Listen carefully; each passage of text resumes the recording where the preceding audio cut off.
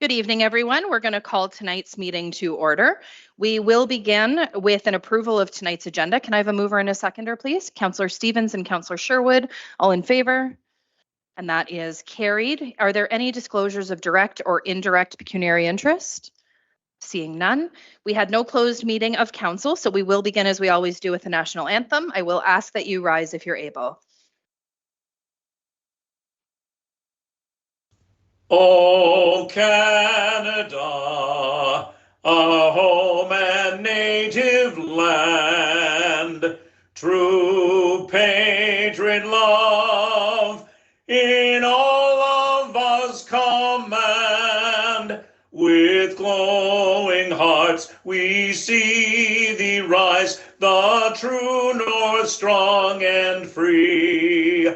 From far and wide, O Canada, we stand on guard for thee. God keep our land glorious and free. O Canada, we stand on guard for thee. O Canada, we stand on guard for thee.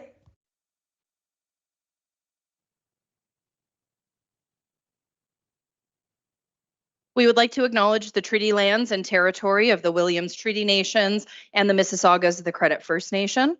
We also recognize that Dufferin County is the traditional territory of the Wendat and the Haudenosaunee and is home to many Indigenous people today.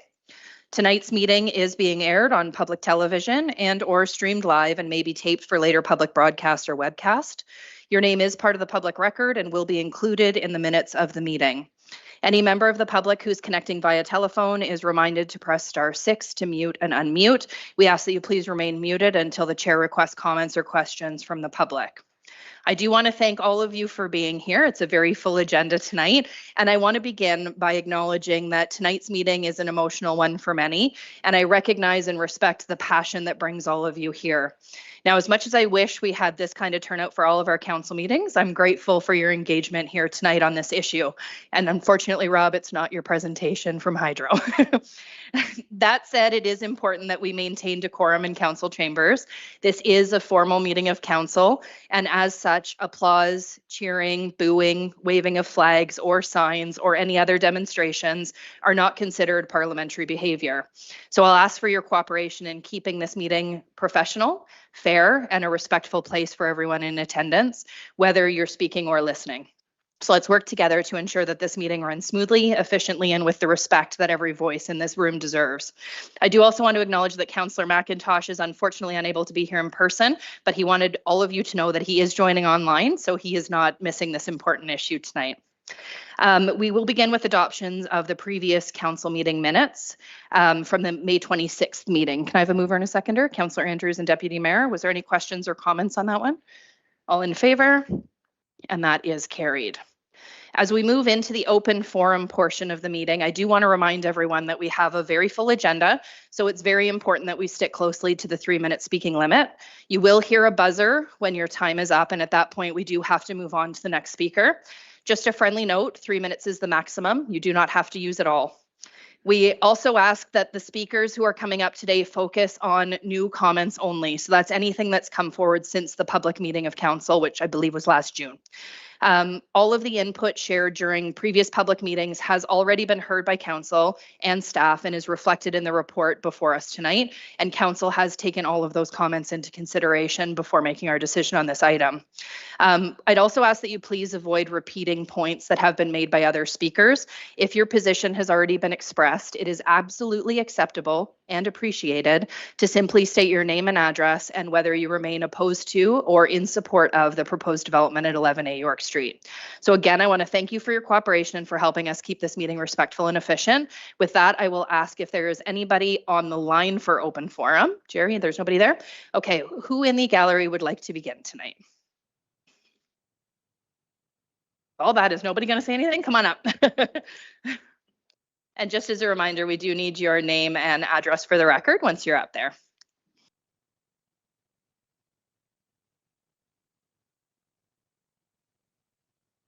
The mic is already on for you. If you could just pull it a little bit towards you. And then just your name and address. Good evening, Mayor Post and members of council. My name is Tom Melanson. I reside at 23 York Street. Excuse me. This is in regards to the 11A York Street proposal. I noticed the updated plan has changed. Zoning is now R5, which highlights what is now allowed. Units can now be a triplex. That would allow more people to reside there. There would be increases in water use, waste management, and conceivably more vehicles. Negative concerns that were previously highlighted would increase. They included a lack of privacy for residents, air noise, light pollution, and safety issues for pedestrians due to large vehicles engaged in a blind backout. Due to the roadway's close proximity to nearby residences, the use of heavy construction vehicles, and also common everyday uses by garbage trucks, moving vans, and others, the roadway settling and constant vibrations seem likely to cause stresses over time and possibly cracking to foundations and plaster walls. The houses and property values have recently proven to be lessened. All liabilities and compensation being considered. Some negatives previously noted were mitigated, but not all could be rectified due to the very nature of this proposal. But what concerned me most was the change this would leave on the neighborhood. The feeling, the identity, and the dynamic would be different. A camaraderie that now exists and an enhancement of the quality of living made possible by simply engaging in conversations would change. Talk and ideas have such an importance in relieving stress. Many enjoyable topics to be engaged in include gardening, sports, politics. Yeah, politics. A certain vibrancy is created within such neighborhoods. Talks might now center on the negatives that are apparent. This historic town and likewise this beautiful street is much to be applauded for.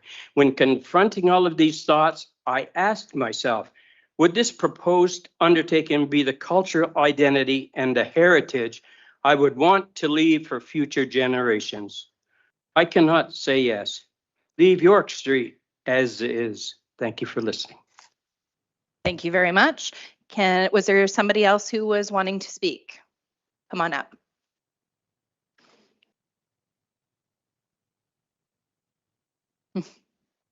And again, we'll make sure the mic is on for you. If you can just state your name and address for the record. And then Hi. your 3 minutes. Go ahead. Linda McNeil, 21 York Street. Let me change my glasses, sorry. Oops. Good evening, Mayor Post, members of council, presenters, audience, neighbors. My name is Linda McNeil. I live at 21 York Street. I'm here on behalf of many of the residents of York Street who feel that the proposed development of 11A interrupts the established neighborhood. It doesn't seem to meet the intent of a low residential zoned neighborhood and alters the true historic feel of the street. York Street neighborhood also struggles to be a quiet residential street in the heart of a busy, vibrant town, and this could change as well. You've heard all of the many concerns, I'm sure, so I'm only going to touch on a few this evening. York Street itself is not designated for increased traffic, comparing to other developments in Orangeville, such as Broadway, First Street, and Town Line. They are on corridors traditionally used and designated as arterial roads throughout town. The Broadway area already has multiple developments planned, condominiums with many units, which will bring an influx of activity and traffic into the area. This will naturally increase our walking and driving on York Street and add to the already congested state. Historic. Some comments have been made that this proposed development will not impact the historic nature of the road because it's more further back on the property. However, York Street residents feel that if people are obeying the speeding laws and for our walking and friends enjoying a nice evening out, they would probably notice it. The neighbors backing onto the proposed development would also see it from their backyards and have interrupted views and openness, and as well impacting to KC Gardens, changing the experience of the whole neighborhood in the only natural downtown corridor, or green spot, sorry. There's a lot of technical details to the whole proposal, which we appreciate. but they feel the current site does not take into consideration the human impact, the community feeling, and the current neighborhoods to some degrees. We feel there's been a bit of a measurable impact on York Street residents already. And in construction, there'll be massive impacts, and the overall development will have a lasting impact on the quality of life. It is situated on an incredibly unusual lot created long before modern standards would allow. And these changes to, excuse me, to the official plan and the change to the zoning law, we feel it's very impactful, and we think that council and residents can find a less impactful way of still achieving additional homes on York Street that will not affect the official plan or zoning bylaws in such a big way. So speaking on behalf of Upper John, Upper Bithia, and York Street residents, as well as hundreds of other residents that signed a petition, that's me. Thank you very much. Who was wanting to come up next? Come on up.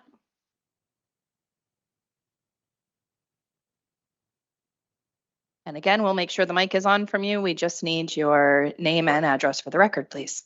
My name is Richard Oliver, and I live at 22 York Street. Good evening, Mayor Post and members of council. Most of what I have to say, I think, has been said already, so I will highlight points only. Tonight's presentation regarding the development of 11A York Street is accompanied by various reports and recommendations. However, nowhere is there a report on the human impact. How will this project affect the current residents who live here, pay taxes, and who work hard to maintain a beautiful little street, which is an important component of Orangeville's historic downtown? The proposed project has already caused a huge amount of stress on neighboring homeowners and created a significant loss of value of their homes as well. Would you choose to live in an older historic home and have 12 new 3-story homes dropped in your backyard? Some of our many concerns include, and I'm going to abbreviate here, we're concerned about the loss of privacy in neighborhood backyards. We're concerned about light pollution from new homes, street and vehicular lighting. Each vehicle leaving the newly created 11A roadway will have headlights shining directly into the windows of homes across the street, disturbing current and future owners. There will be additional noise from various sources.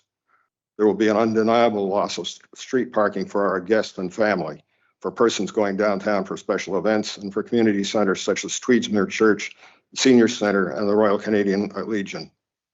One report states there will be no impact on street parking. That's an absurd thing to say, in my opinion. Anyone who currently lives on the street knows how it can fill up with visiting family and friends.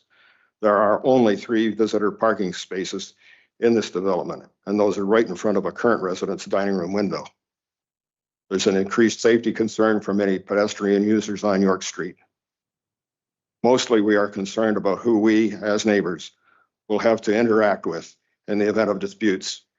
Will we be acting with single residents, an association, or a hired company with no vested interest in our community? By approving this development, life for those of us who currently live in the York Street neighborhood will be changed. We do not feel it will be changed for the better. That is why we are resisting this development so passionately. We are all proud of our neighborhood and the contribution it makes to Orangeville's charm and appeal. The proposed development has had and will continue to have undesirable human impact, and we ask that you reject this application. Thank you. Thank you very much. I will invite whoever is next to speak at open forum to come on up. Okay, thank you so much. And the mic's already on, so just name and address for the record, please. Perfect. Okay. Good evening, Mayor Post, members of council. My name is Catherine Cormier, and I live at 12 York Street. It feels as though this application is being pushed through, yet as residents, we believe there are still several issues that have not been properly explained or addressed. We feel we all deserve clear and appropriate explanations for our very valid concerns regarding this development. Firstly, we have concerns about the designs, which do not tie into the other residences in the area. Our neighborhood is a popular place for both tourists and local residents who walk through to enjoy the homes on our street. I've actually seen people taking pictures of my house. This paved roadway and the style of the townhomes will be a significant disruption to the view of the street that is cherished by so many. Second, we are still extremely concerned about the impact of a road being placed so close to the neighboring properties and the risk of damage to those properties during construction, over time to the foundations, as well as flooding. Current plans show one of the snow piling areas directly next to number 9. It's not been adequately explained how this would not lead to significant water damage and flooding to that neighboring property, nor that what their recourse would even be if this development gets forced through and their house is destroyed by water damage every year. Third, it has not been explained how paving the majority of this lot while relying on a few ditches at the back will adequately manage water runoff, including salt runoff in the spring, without allowing contaminated water to flood into Casey Gardens and cause significant damage to its ecosystem. It also seems inadequate to remove so many old trees and replace them with young trees crowded among pavement where they're unlikely to thrive. This would represent a significant loss to Casey Gardens and further reduce the area's capacity to absorb water, an important function currently provided by the mature trees. Fourth, we haven't seen a clear explanation for where the 36 minimum bins of garbage, recycling, and compost will be placed weekly, and there does not appear to be any space for them without blocking the roadway or having them spill onto neighboring properties. And there's no space for the garbage truck to drive in there either. Finally, we are very concerned that this will set a dangerous precedent that ecological and heritage consideration will not be important in future development proposals. Now, I have something I want to say personally. We have and will outline a significant number of reasons why this plan does not make sense, yet it feels from a lot of the responses that just doesn't seem to matter. I moved back to this town to start a family because I feel it's a really special place, because I love our heritage downtown and how we have meticulously supported its development and growth to be so beautiful, because I love strolling through the beautiful heritage neighborhoods and the tranquil Casey Gardens, and it makes me so happy to live near such a place that values, nurtures, and takes care of these precious places. I understand that things are changing, and that's okay, but I think we need to stand up when someone proposes something that jeopardizes the very core of what makes our town a wonderful place to live. If we will not fight for our town, then who will? Application OPZ 2023-01 has significant site plan issues that we feel have not been adequately addressed by the latest changes, and we therefore ask that you reject this application. Thank you. Thank you very much. I will invite whoever is next up. The mic is already on for you, so just name and address for the record, please. Hi there, my name is Rebecca Scott, and I live at 9 York Street. Good evening, Mayor Post and members of council. I'm addressing you tonight as a member of the collective of concerned York Street residents to highlight some of the environmental issues that York Street residents are still concerned about. These may have been addressed technically in various reports over the past year and in tonight's documents, but certainly the environmental experiences of the York Street residents have not.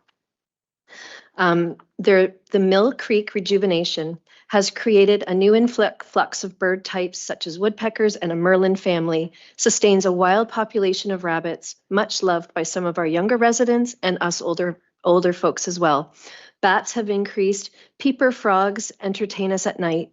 Why destroy this? How remarkable that this can happen downtown.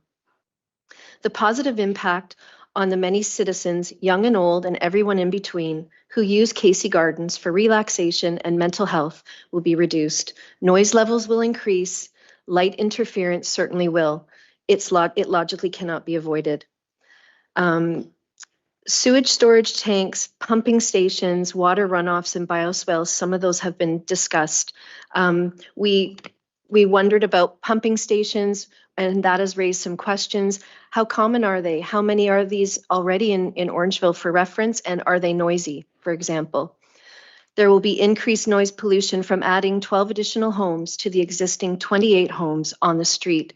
This is a 66% increase in density. This will no longer be a quiet neighborhood. The environment of such a small patch of natural parkland and the open spaces of residential backyards is an irreplaceable gem in an urban downtown. Application OPZ-2023-01 will have a slow and destructive effect on the surrounding environment, and we ask that you reject this application. Thank you. Thank you very much for your comments. I will invite whoever is next to the open forum. The mic is already on for you, Mr. Townsend. If you can just state your name and address for the record. My name is Wayne Townsend. I live at 20 York Street, and I'm really pleased to see so many people here to support us. It started already? Yeah. Want to start it again, please? Come on, We've got you, Mr. Townsend. Go ahead. Okay, ready? Okay. Everyone asks why. Why would anyone want to intensify an established neighborhood? A neighborhood where millions of dollars have been spent on legal expansions and renovations, upkeep and landscaping to keep York Street pleasing to residents and clearly to tourists. We are the heritage of the historic past, and each home is the love in Love Orangeville. This development would begin the spiral of older historic houses becoming undesirable and disappearing as uses change. There's been an additional request to change to an R5 zoning. Although this would restrict new residents and building patios and decks in their already postage stamp space, this would also potentially allow triplex housing, increasing the number of residents considerably. Under Section 40 of the Ontario Heritage Act, allows a moratorium of changes to any bylaws for up to 1 year in an area where a designated heritage conservation district study has been proposed. Since the study proposal was made official by the Town Council on February 10th, 2025, this might be the time to reconsider. We are aware that 11A property owners, architects, engineers, planners all get to walk away from this project once completed, but we live here, and the decision that you make tonight will affect us and those who desire to live on our street in the future. Got a lot out.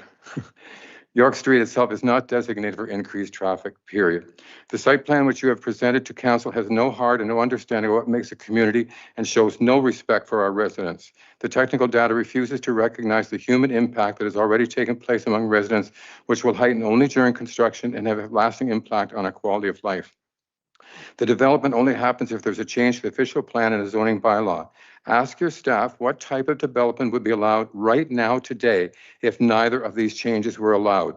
You will find a less impactful and much more desirable way of still achieving additional housing on York Street and not have to change any of the laws which we respect.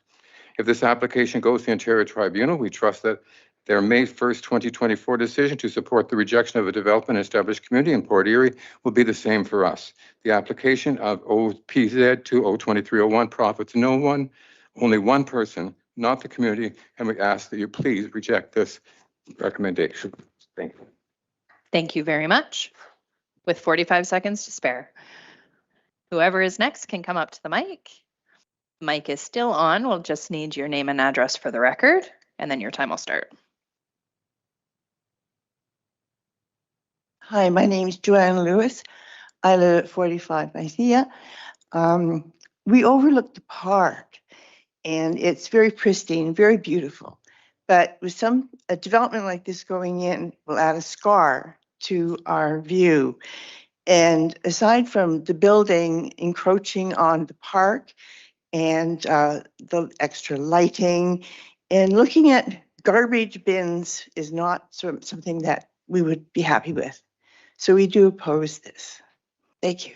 Thank you very much for your comments. Was there anybody else in the gallery who wished to make a comment during open forum? I see someone coming up.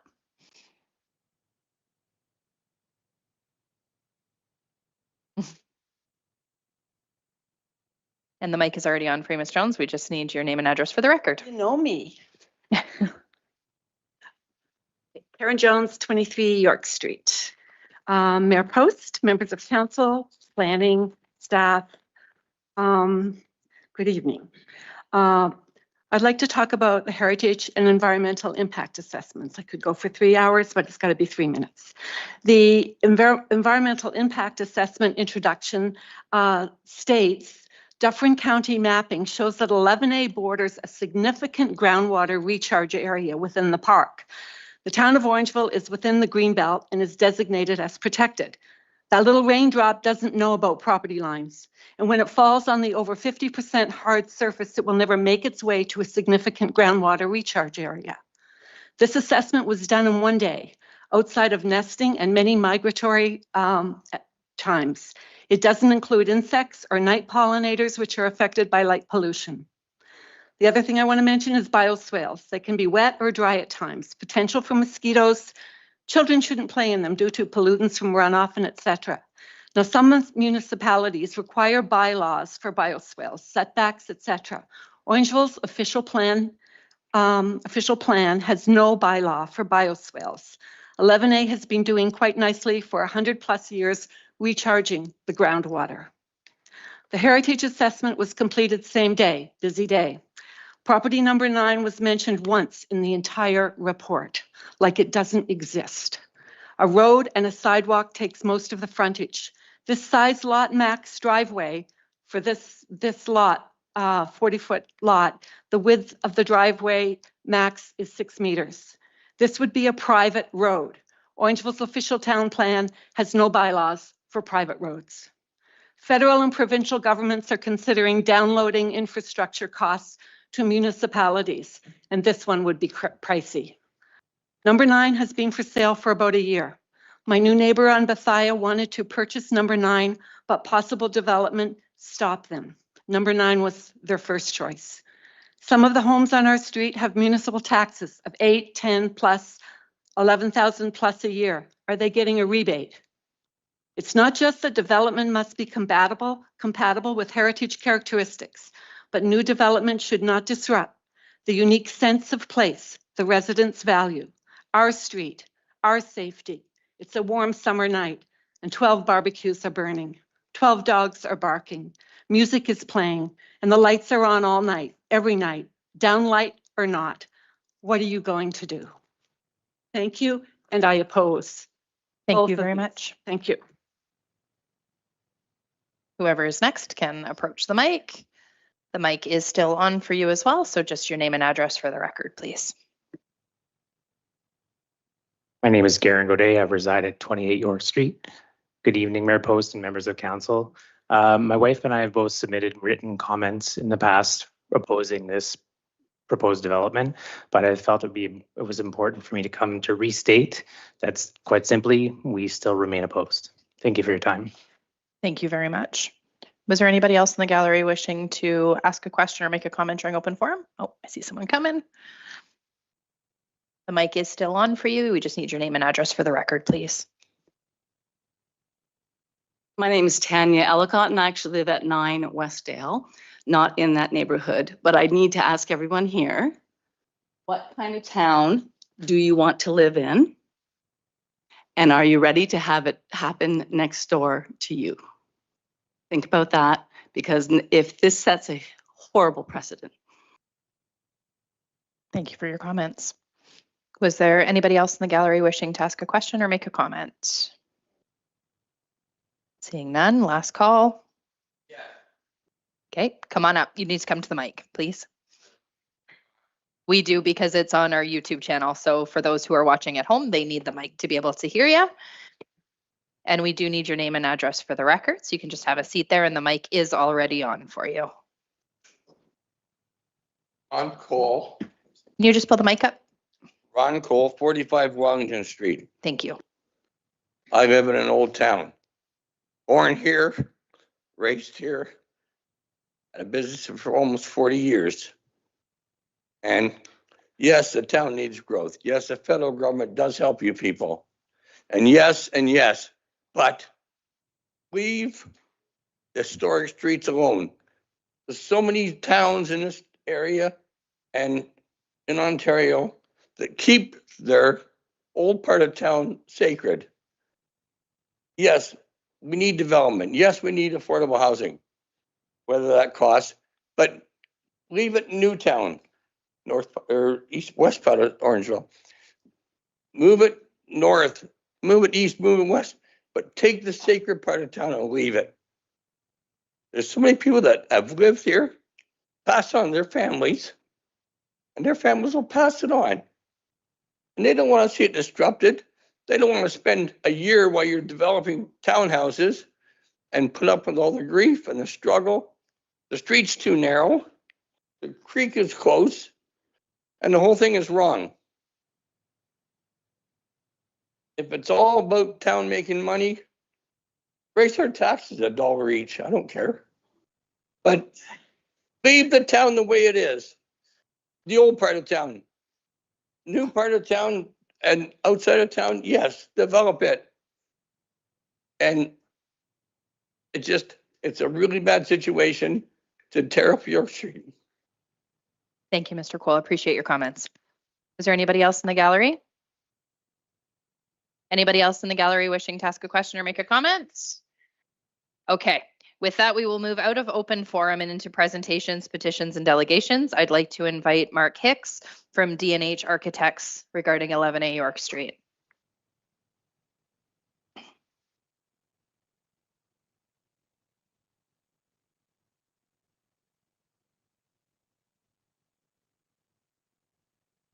Just a sec to get your presentation up. There we go. We're ready for you, Mr. Hicks. Go ahead. Great, thank you. Madam Mayor, members of council, guests and residents, thank you for the opportunity of presenting this proposal on behalf of 11A York residents. The initial submission was made December 6, 2021 for pre-consultation, and so you can probably appreciate the number of reports and studies that have been done in support of this development. One thing to note, just as we get going here, and I'm going to just probably use up the 5 minutes, is that this proposal satisfies requirements of the Planning Act, the Provincial Planning Statement 2024, County of Dufferin Official Plan 2017, and the Town of Orangeville Official Plan 2020 in all respects. There's been more than a dozen reports and studies done in support of that as well. And additionally, since the last public meeting, even though the threshold has not been satisfied to require it, we've completed a heritage impact assessment, a shadow study, and environmental impact statement at the request of council. The proposed development will assist the town in achieving intensification and housing goals. The proposed development will assist in providing housing options close to amenities to achieve a complete community. The proposed development is appropriate within the neighborhood context, we believe, and the proposed development will connect to full municipal services. The proposed development will result in protected open space lands, and the proposed development thoughtfully increases the use of underutilized land while having minimal impact on the neighborhood properties. The proposed development contributes to the town's intensification objectives and creates more accessible housing options for future growth in the next generation. It provides the missing middle, as it's been currently stated. So the missing middle is basically a lack of housing in the middle of the spectrum between traditional single-family homes and condos and apartments. And these are smaller units, ideally suited for young families, some of our grandchildren or children, and maybe empty nesters who are wanting to downsize. Further to the presentation we made, in the public meeting, we've documented other pictures. So the pictures on the left hand of the screen are actually the property to the west. And then the pictures on the right hand of the screen are actually from the property looking to the east. You'll see on the south and on the east side of the property, there's tremendous natural growth there. None of the perimeter trees are going to be affected. The photo in the top right-hand corner is actually looking toward the north, toward 9A. So that house is almost completely camouflaged by the development, and those trees will remain. In addition, while there is no current policy for tree replacement, we're replacing any damaged or removed trees at a ratio of 3 to 1. So there'll be increased number of trees around the perimeter and within the development itself. You'll see these are some shots, existing shots around the property looking in all directions. South across the park, there's an apartment building currently on the perimeter of the parkland. We're directly opposite that. You'll see in the picture on the bottom right-hand corner, there's an image of the townhouse development from the park with the addition of the trees along the south boundary. That enhanced view of that development in its place there will not be visible from the park, or will only have minor views in between the trees. So this is the current existing condition. From the street, I think the same tasteful insertion of this complex can be not be visible actually from the street. This is the two houses at the top represent 9 and 11 York Street, and the driveway to get to these 12 units is down the middle of those photos. So you'll see that there's very little visible of what we are proposing.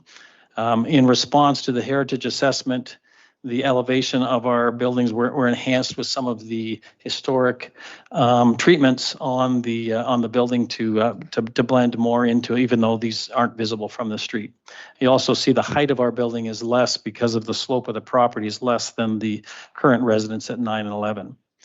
The shadow study here, and I need to be quick here, we took the summer or the spring and the fall solstice, which is our peak periods of sun and shadow, and you'll see that the left and right is, the left is the existing condition, the right is with the townhouses in place. There's no impact on the neighboring properties that isn't already mitigated by the existing trees that will remain.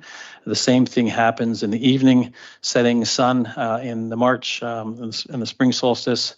We perform the same study in September, which is the fall solstice. Thank you very much, Mr. Hicks. Appreciate your presentation. I will next invite Rob Coco, Amy Long, and Gia DiGiulio from Orangeville Hydro for the 2024 annual report.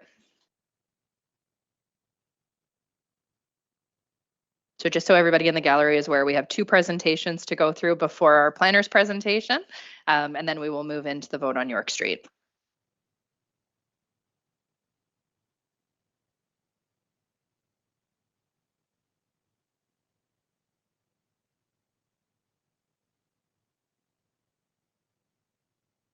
Thank you, Your Worship, and to council, and town staff, and everyone from the town of Orangeville, and if anyone from the town of Grand Valley is watching.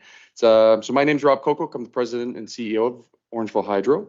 Also here with me is Gia DiGiulio, our chair, and Amy Long, our chief financial officer. Well, we have the honor of presenting the 2024 annual report and the annual audited financial statements. First, I'll pass it over to our board chair, Gia. Thank you, Rob.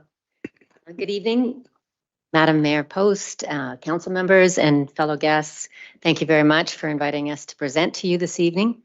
My name is Gia DiGiulio, and given that you've read my chair's message in the Orangeville Hydro annual report, you are familiar with my deep respect for the management, the staff, and my fellow board members at Orangeville Hydro.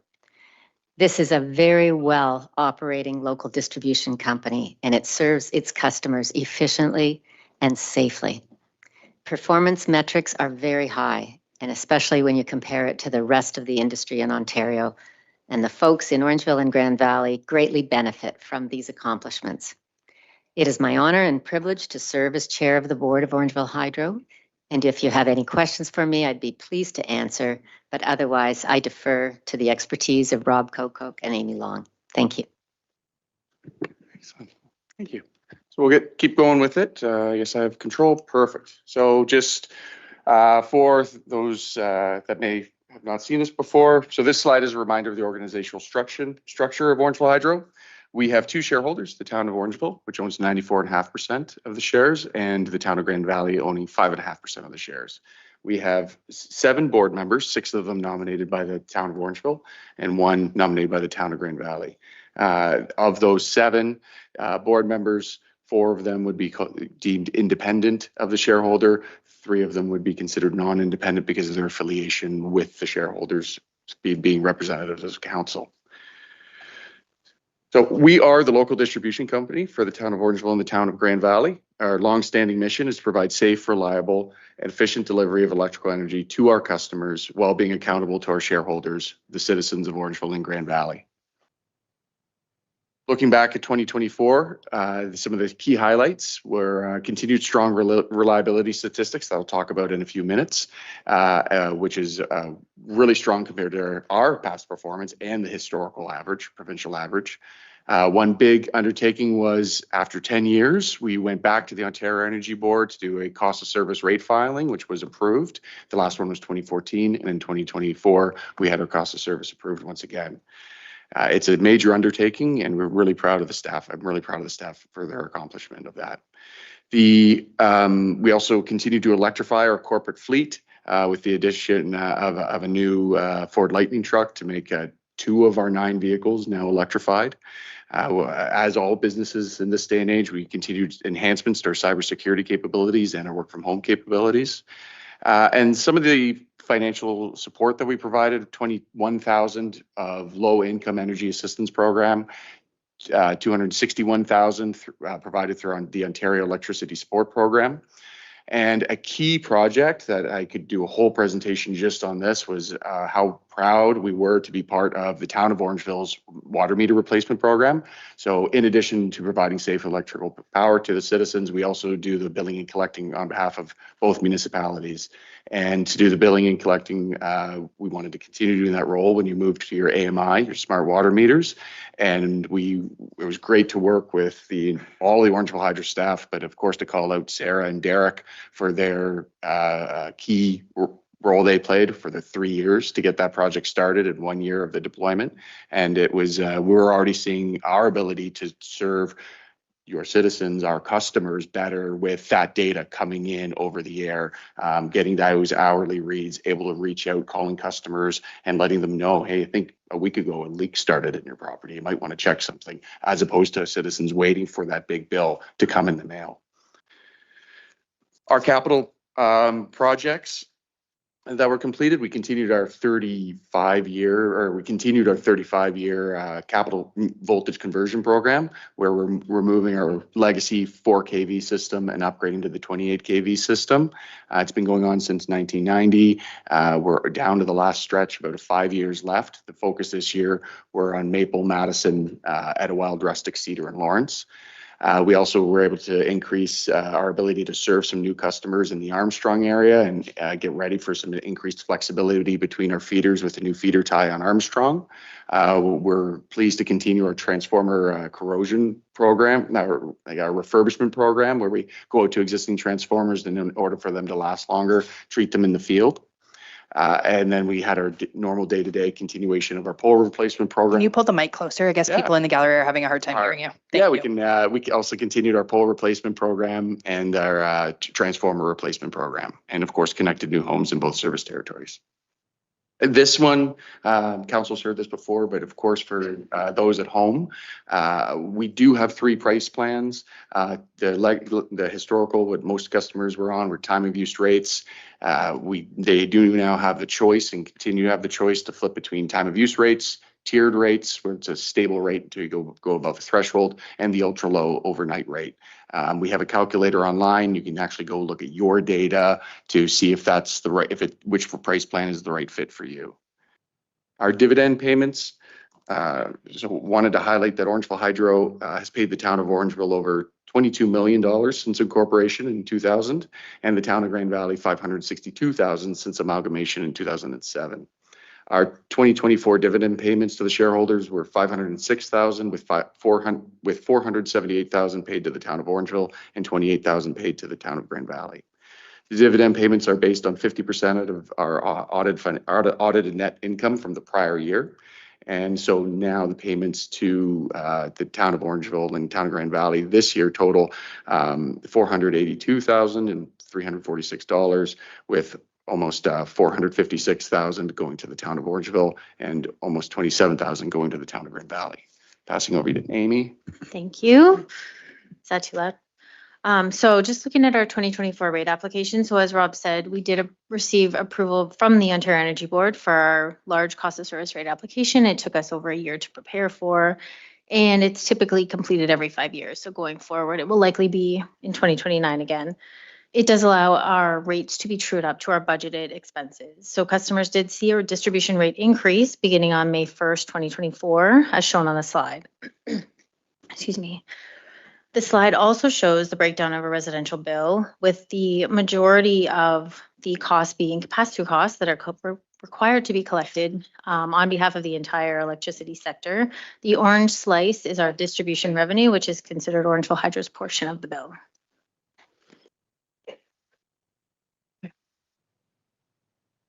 So our distribution revenue is mainly provided by our customer or a residential customer class from their fixed service charge.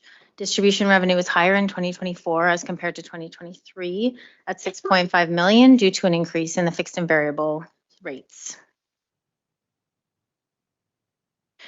Orangeville Hydro's operating, maintenance, and administrative expenses, or OM&A, are split fairly equally between categories, with the largest group being general and administrative.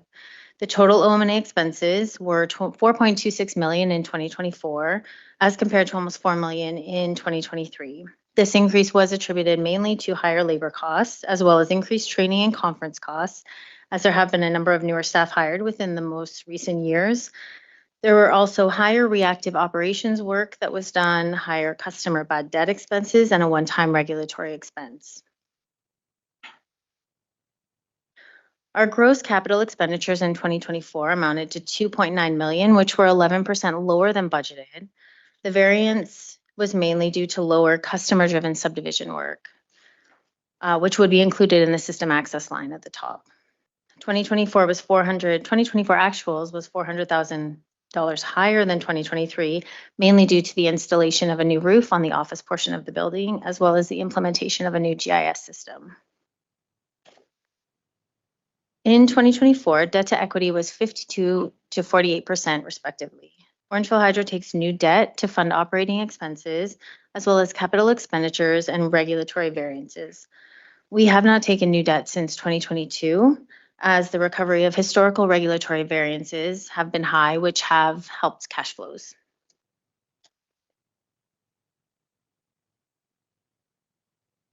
And then here's an overview of our historical financial statistics. So on the top, our sale of energy is a pass-through of our commodity costs that's mainly paid to the ISO, the Independent Electricity System Operator, and Hydro One. These pass-through costs account for 83% of our total revenues, similar to last year. Our distribution revenue is 6.5 million and is used to fund our ongoing expenses, our capital projects, as well as our debt financing obligations. Our total comprehensive income in 2024 was 965,000.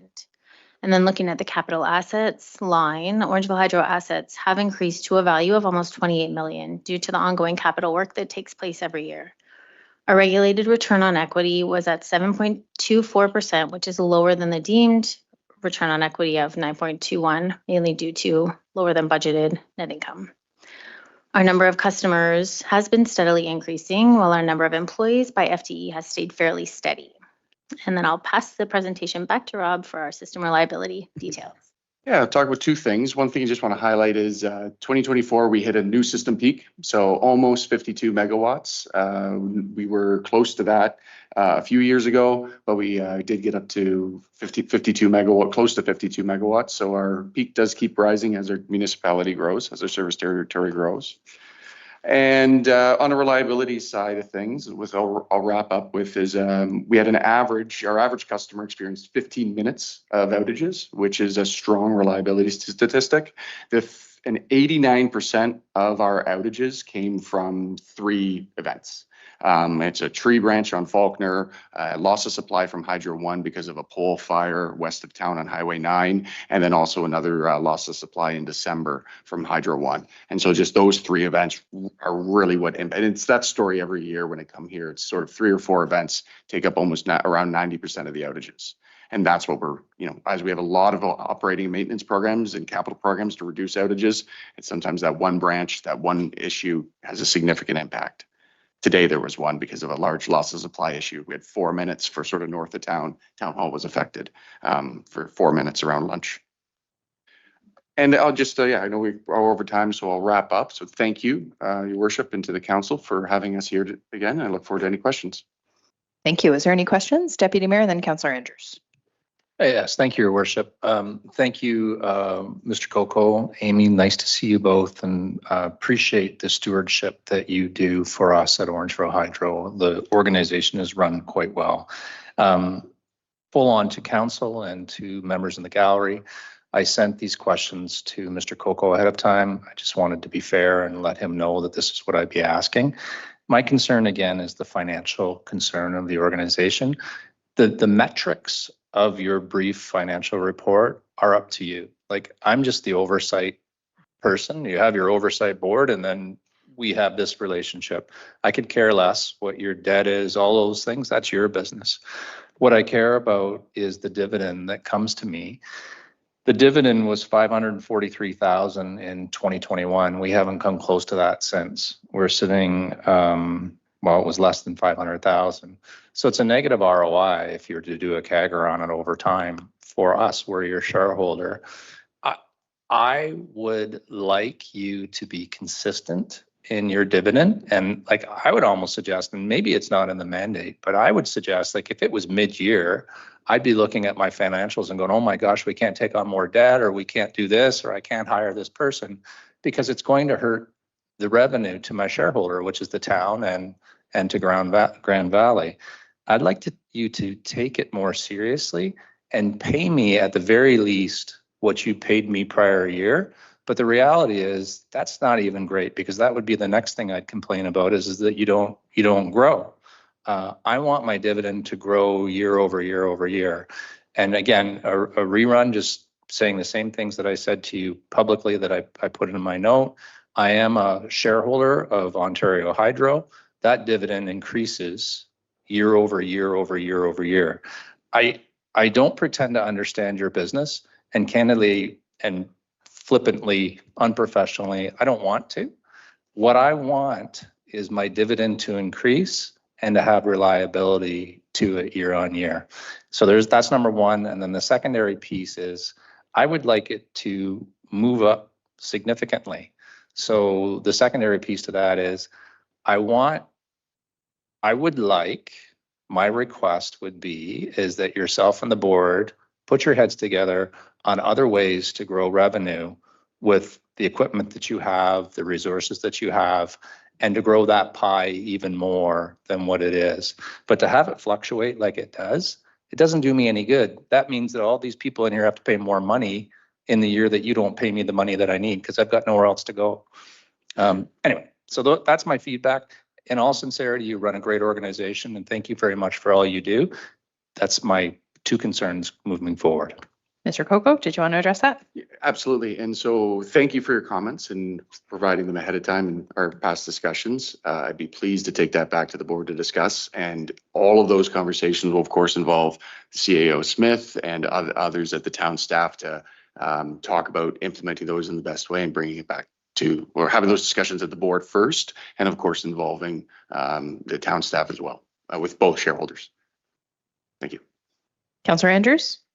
Thank you, Your Worship, and through you to Mr. Coco. Nice to see you, Ms. Long, and also Board Chair DiGiulio. It's a pleasure to have you here and present your update to Council. I have a couple of questions and a comment. As we're all dealing with tariffs right now across this country, and again, depends on what happens later this week at the G7 discussions, but how are you being impacted in some capacity with tariffs? Excellent. So for us, we've historically have always tried to buy local when we can, and that goes obviously within Orangeville, Dufferin County, Canada-wide. Of course, some of our products aren't made in Canada, and we do have to buy them from, historically been from the States. And even if we buy a Canadian product, their steel or copper may be coming from the States. So even if it's made in Colborne, Ontario, where our transformers come from, they're dealing with the tariff impact. So we have seen it on invoices, or at least quotes saying, here's the delivery date, and they have the out of here's the price, but there will be a tariff. So we are seeing cost increases on, or potential cost increases on the equipment we're buying. So on that note, are you prepared for some of those increases? For what we've been seeing, yes. Okay. For what could happen, we'll have to reassess our budgets based on that. And that kind of correlates back to Deputy Mayor Taylor's point about, looking at the dividend piece. Second question is looking at the lifespan of some of your assets, and you do have it eloquently highlighted in your report. You did talk about, of course, purchasing a new, Ford Lightning, and of course, it's kind of, moving the fleet into kind of electrification. But you also have an aging fleet as well. What are some of the plans there in the coming years? For fleet vehicles, or just in even some of your heavy machinery that you have? Yeah, so I could talk about for our 9 vehicles, which are our pickup trucks, dump truck, and so we do have a set standard that we hold to. That's the target. So 8 years for a small vehicle pickup, but then a plus or minus a couple, depending on the health of the actual asset at the time. We might push a little more. 12 years for a medium-sized vehicle, and then for our largest pickup trucks, we go 15 years. But we do have one that's a 2007 and it's still healthy, so we keep it going. So we do push the assets as based on the health. So for fleet. Now, when it comes to our distribution assets, all of our assets do have a typical life: transformers, poles, wires. Some of those assets we need to replace before failure, so it's a risk-based replacement. Other assets we can actually just classify as run to failure. that until there's some other need to replace it or they fail, because it's just an acceptable risk, then there's some assets we do run to failure. So throughout our significant amount of infrastructure we have the pleasure of operating, we have to balance between run to failure and risk-based replacements. Great. And my last piece through you, Mayor, is a comment. Again, I want to thank Orangeville Hydro for the work that they did collaboratively with our corporate, our Public Works Department, and of course the water meter implementation did an excellent job in getting that across the town in I guess what I would call a reasonable period of time, but it was really well implemented across both organizations. So much so, a personal comment, I want to thank one of your staff, and again, I did so at a meeting, for them just going literally beyond what I would call the call. You know, you have 20 staff who in fact support our growing community. That individual literally sent me a letter, but also called me to notify that my water usage had kind of gone up, and realized that it was in fact a faulty water softener issue. So that individual, again, did something to me, you know, personally, but also I think to other members of our community that really was commendable. And again, I thank you and your staff for the work that they do, and board chair, you know, they really are an exceptional organization. And again, I thank you for the work that you and your team do. Thank you. Thank you, Councillor Andrews. Was there any other questions from members of council? No, seeing none. The recommendation then is that the Orangeville Hydro 2024 annual report be received, and that council approve the proposed resolution listed in the Orangeville Hydro Limited agenda for the annual stakeholders meeting, which is scheduled for June 19th, 2025, and that council appoint Councillor McIntosh and myself, Mayor Post, as proxy in the absence of proxy one, to attend and to vote for the corporation of the town of Orangeville at the annual shareholders meeting to be held June 19th, and at any adjournments thereof, revoking any proxy previously given, and that council directs such proxy to vote in favor of the proposed resolution listed in the Orangeville Hydro Limited agenda for the annual stakeholders meeting scheduled for June 19th, and that the mayor and clerk be authorized to execute the proxy resolution for the annual shareholders meeting of Orangeville. Can I have a mover and a seconder, please? Deputy Mayor and Councillor Andrews, any questions or comments? All in favor? And that is carried. Thank you, Rob, Amy, and Gia for being here today. Appreciate it. Before I invite up Jennifer Payne, I did realize that following Mr. Hicks' presentation, I did not ask if council had any questions. I apologize to Mr. Hicks and council. Was there any questions before we move on? Councillor Andrews, you're looking at me like yes? Okay. Mr. Hicks, can I invite you back up quickly? And my apologies for the break, and that I realized as soon as Rob started speaking that I forgot to ask for questions. So Councillor Andrews, go ahead. Yeah, thank you. And not to put Mr. Hicks on the spot, but that's why you're here. And was looking at the rendering, and first of all, I want to thank you again, as I'll make reference in my comment a little bit later, but I did ask for the shadow shade study, and I again appreciate it being included as part of your submission. Question I do have is looking at the rendering, there is the private road entrance, and it does have a defined width of, I think, 12.1.6 meters in width. That's at the roadside, or is it a little bit wider than that? And then I do notice that it narrows down considerably, but looking at that document, I could not figure out what the width would be. So was that information available, and or could you just off the top of your head point out exactly what that width narrowing comes down to? Yeah, through you, Madam Mayor. The width of the road is driveway is 7.5 meters at the sidewalk. Okay. And then it tapers out to form a radius suitable for a fire truck. It doesn't go over the property lines. We're not permitted to do that. I don't recall exactly what it is at the road, if that's the question. Now, the other question, if I may, looking at this, and I know that staff has provided us with their take on emergency services. Looking at the way there is an entrance into that particular private road, in your opinion, would they be going in directly or backing up? Because there is no ability for a vehicle to turn around. And if we're talking one of our large fire trucks, and I know Chief Snyder is not here, but again, the general length, if I'm correct, is somewhere around 40 plus feet, maybe even longer. In your opinion, you know, is that adequate? Does that meet the standards of you know, moving in and moving out safely? Through you, Madam Mayor. Yes, the traffic study addresses that. There was some templates used to demonstrate that a fire truck, and we called the fire department to find out exactly the specifications of the largest truck that they used to get in there. They would be driving down a fire lane defined in the code is required to be 6 meters with a center line turn radius of 9 meters, and we more than comply with those requirements. The truck will indeed be driving down if they go in there at all, and then backing out. Okay, great. That's all I have. Thank you. Was there any additional questions from council? No? Okay, Mr. Hicks, thank you. And again, sorry to bring you back up. I will now invite Jennifer Payne, the co-chair regarding the Dufferin Community Safety and Wellbeing Plan. Welcome, Jennifer, and we'll make sure the mic is on for you and that your presentation's up.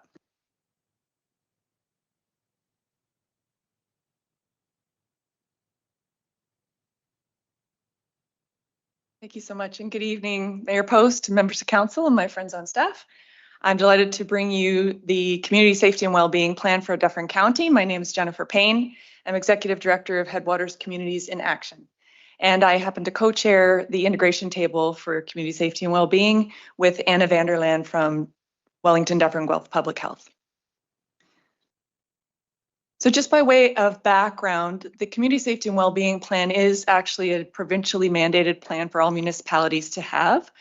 That started in 2021. However, it's something that we've done as a community since 2012. HCIA has long been involved with community outreach and community well-being data collection, and we've been publishing reports on that since 2012. And it was typically on a 4-year cycle. And so when it came up again in 2020, we felt the best way to move forward was to combine it with the provincial mandate, community safety and well-being. And now in 2025, we are required to review that plan, and we've provided a revision for your consideration. At the time that it was mandated from the province, it was decided by all lower tiers that it would be an upper tier plan so that Dufferin County would hold the plan. That would apply to the lower tiers as well. So I'm bringing that plan to you today for the 2025 to 2028 period. This is, again, a shared plan for all of Dufferin County. It's meant to be strengths-based and risk-focused. So rather than focus on incident response and urgent need, we also recognize the importance of looking at upstream prevention activities as well. And that's where this plan is intended to focus.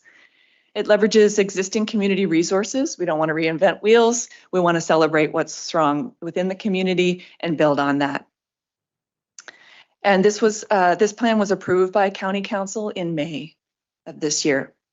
What is useful is to have the framework of the province, which outlines in this sort of bullseye framework the importance of recognizing all of the levels of intervention as opposed to incident response.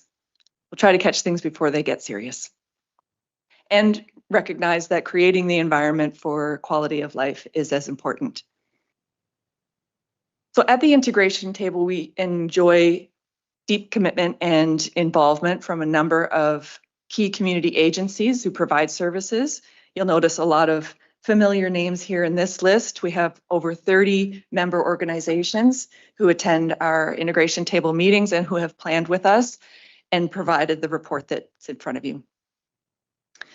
The development of the plan involved a number of steps, starting from data collection among our community members to a general public survey, which to my understanding is one of the best tools we have to do broad consultation with our community members, residents across Dufferin County, to get their sentiments and reporting on quality of life measures, a broad spectrum of them based on starting with the social determinants of health and also aspects of community life that lead to well-being. So we really value that opportunity to take that temperature of our communities and be able to report to you on what they've said to us. We followed that up with a data deep dive. So we took a deeper look at some of the results we found from the community survey and met with our partners to dig into that, see if their data validates or refutes, talk about what that means, and come down to some conclusions. We did some additional targeted outreach, as well as some sense making at the integration table. So we did a lot of processing of that data that came in, and then narrowed it down to some priority setting. Then we developed the plan, circulated it for feedback, and now we've published the plan, and it's been approved. We have 5 priority areas in this new plan, some of which overlap the previous plan. Each of the priority areas has a lead table. Where possible, we use existing planning tables that exist with our service provider partners. The plan is strengths-based, risk-focused, and focuses this round on integrated efforts. So a success story that isn't so detailed in the report or in the plan itself is our general public survey. It's really been a gem of this process. It was conducted between December 2023 and February of 2024. We had 607 responses. That may not sound like a large number given the population of Dufferin County, but from what we're told by our consultant who does this work all the time and is the statistician, and who has worked with many other municipalities on community safety and well-being, we got a big pat on the back from that consultant on how well we did with our survey, not only with the proportion of responses, but with the demographic mix of the responses. It was a really good alignment with what census told us was the makeup of our communities. So we're really pleased with a confidence interval of 3.96%. We're told that anything under 5 is very reliable as being able to extrapolate to the general population, what you're seeing in the survey results. So the questions included both self-reporting on quality of life factors and some of those social determinants of health, but also perceptions from community members on what's good in the community, what could be improved, and community priority questions. So of these areas of priority, where would you rank them or how would you rank them? And I'll also share just in terms of the proportion of responses that were from Orangeville. We had a respectable 34.6% of survey respondents were from Orangeville. That's down a tick from the 2020 survey, and it's also slightly underrepresented as a proportion of the overall Dufferin population.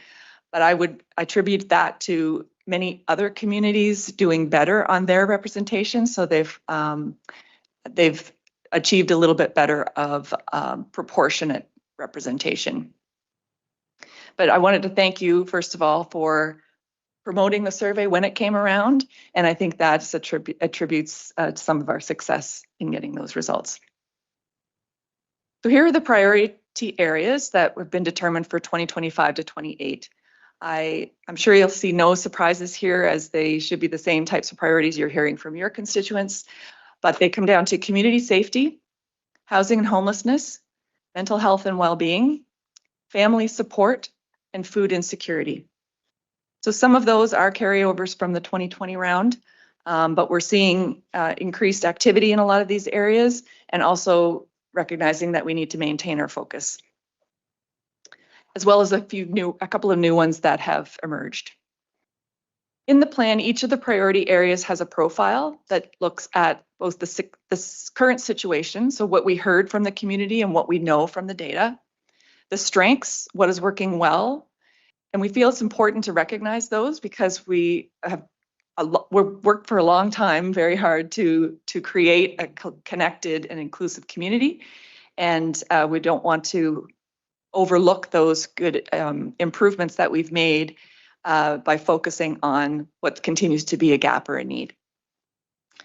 Risks, what we heard, are of importance to our community, and then the plan, including what we'll do and what we aim to see as a result of our actions.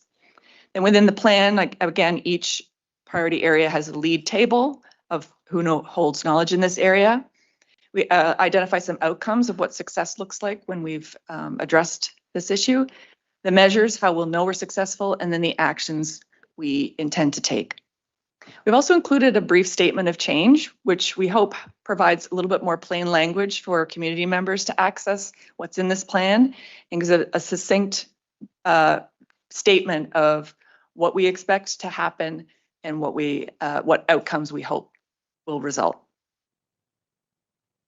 For community safety, the lead table is the Dufferin OPP on behalf of the detachment boards.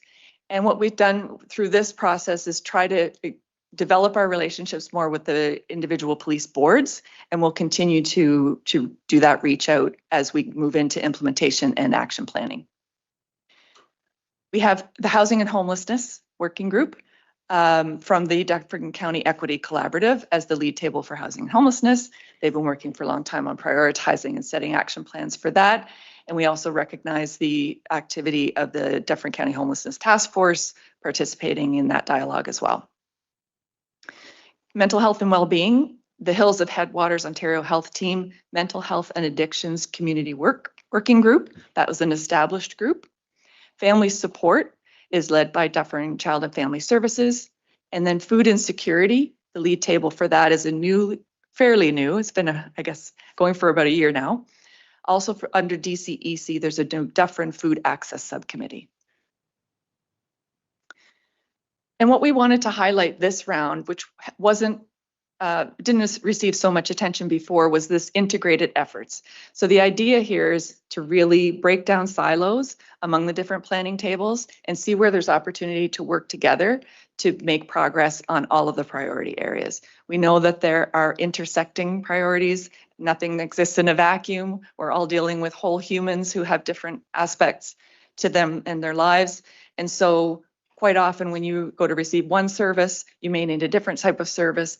And we recognize the value of working together and trying to integrate better, hence the integration table. So one of the areas that we are able to offer more support in is communications. Everyone has an issue with raising awareness and making sure that people are aware of the services that are available. And so that's one of the focus areas that we'll be working on together through the implementation of the plan. We have performance metrics. We're looking at developing a dashboard for metrics and providing an annual report as we had in the last round in June of each year, showing the priority areas and their updates, both from the lead tables as well as municipal contributions. And so we want to thank you for your contributions in the past. We've typically received reports through the CAO for what the town has done to support the priority areas in the plan. So we'd love to continue with that and perhaps develop that relationship even further and be able to show what activities the town is taking on or could be taking on to support the priorities in the plan. And recognizing my time, I will open for questions. Thank you very much for your time, and you're welcome to keep in touch. Thank you, Ms. Payne. Was there any questions at all? No, seeing none. We look forward to working with you as well. Thank you very much. Thank you so much. Have a good evening. Thanks for your presentation. We will now call on Brandon Ward, the Manager of Planning for the Town of Orangeville, for the York Street Official Plan and Zoning Bylaw Amendment application. There's a presentation as well.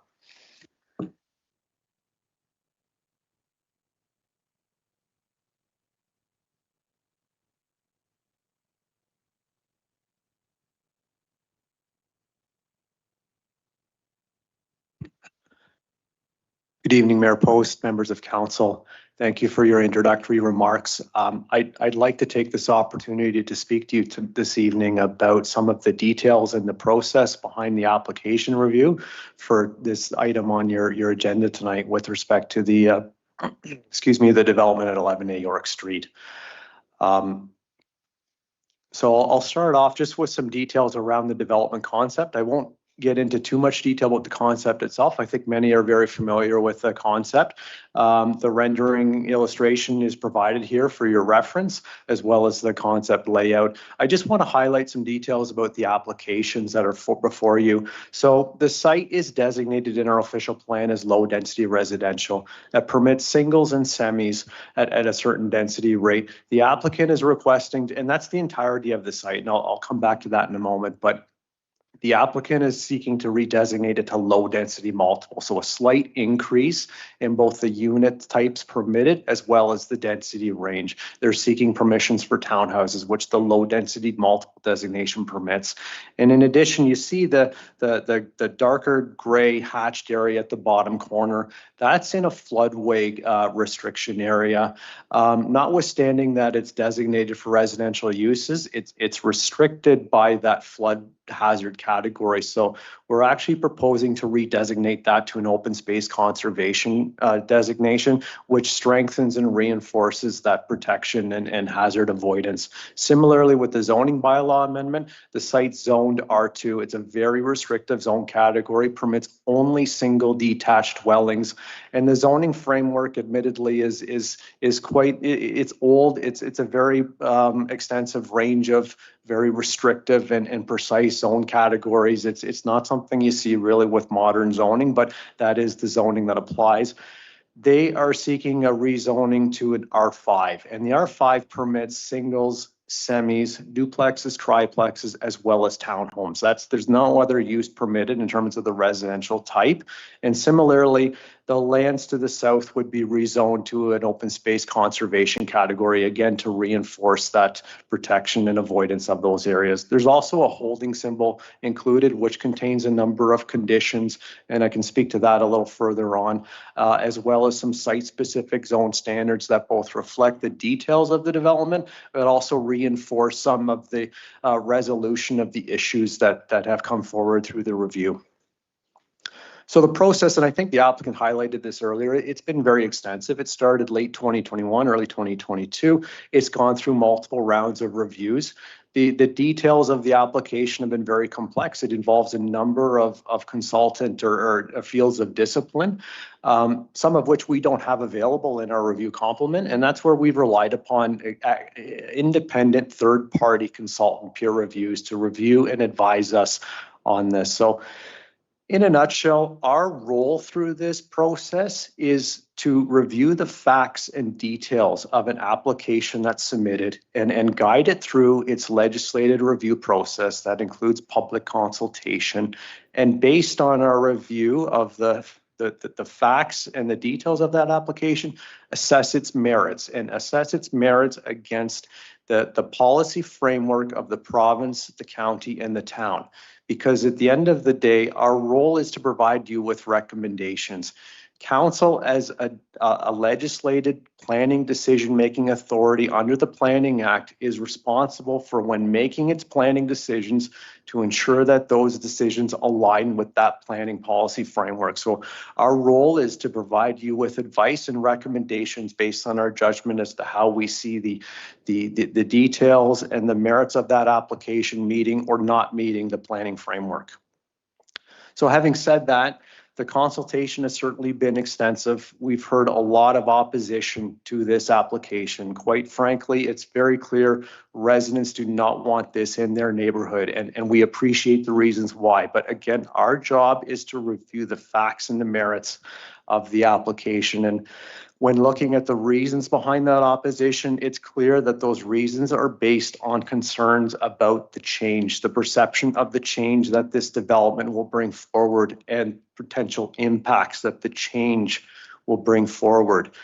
And in the report before you, and I'll move to the next slide where we've attempted to categorize those concerns, we've undertaken a very thorough analysis of these concern areas, and I've categorized them on the table in front of you. So starting off with density and incompatibility. This is something we've reviewed very carefully in terms of the density.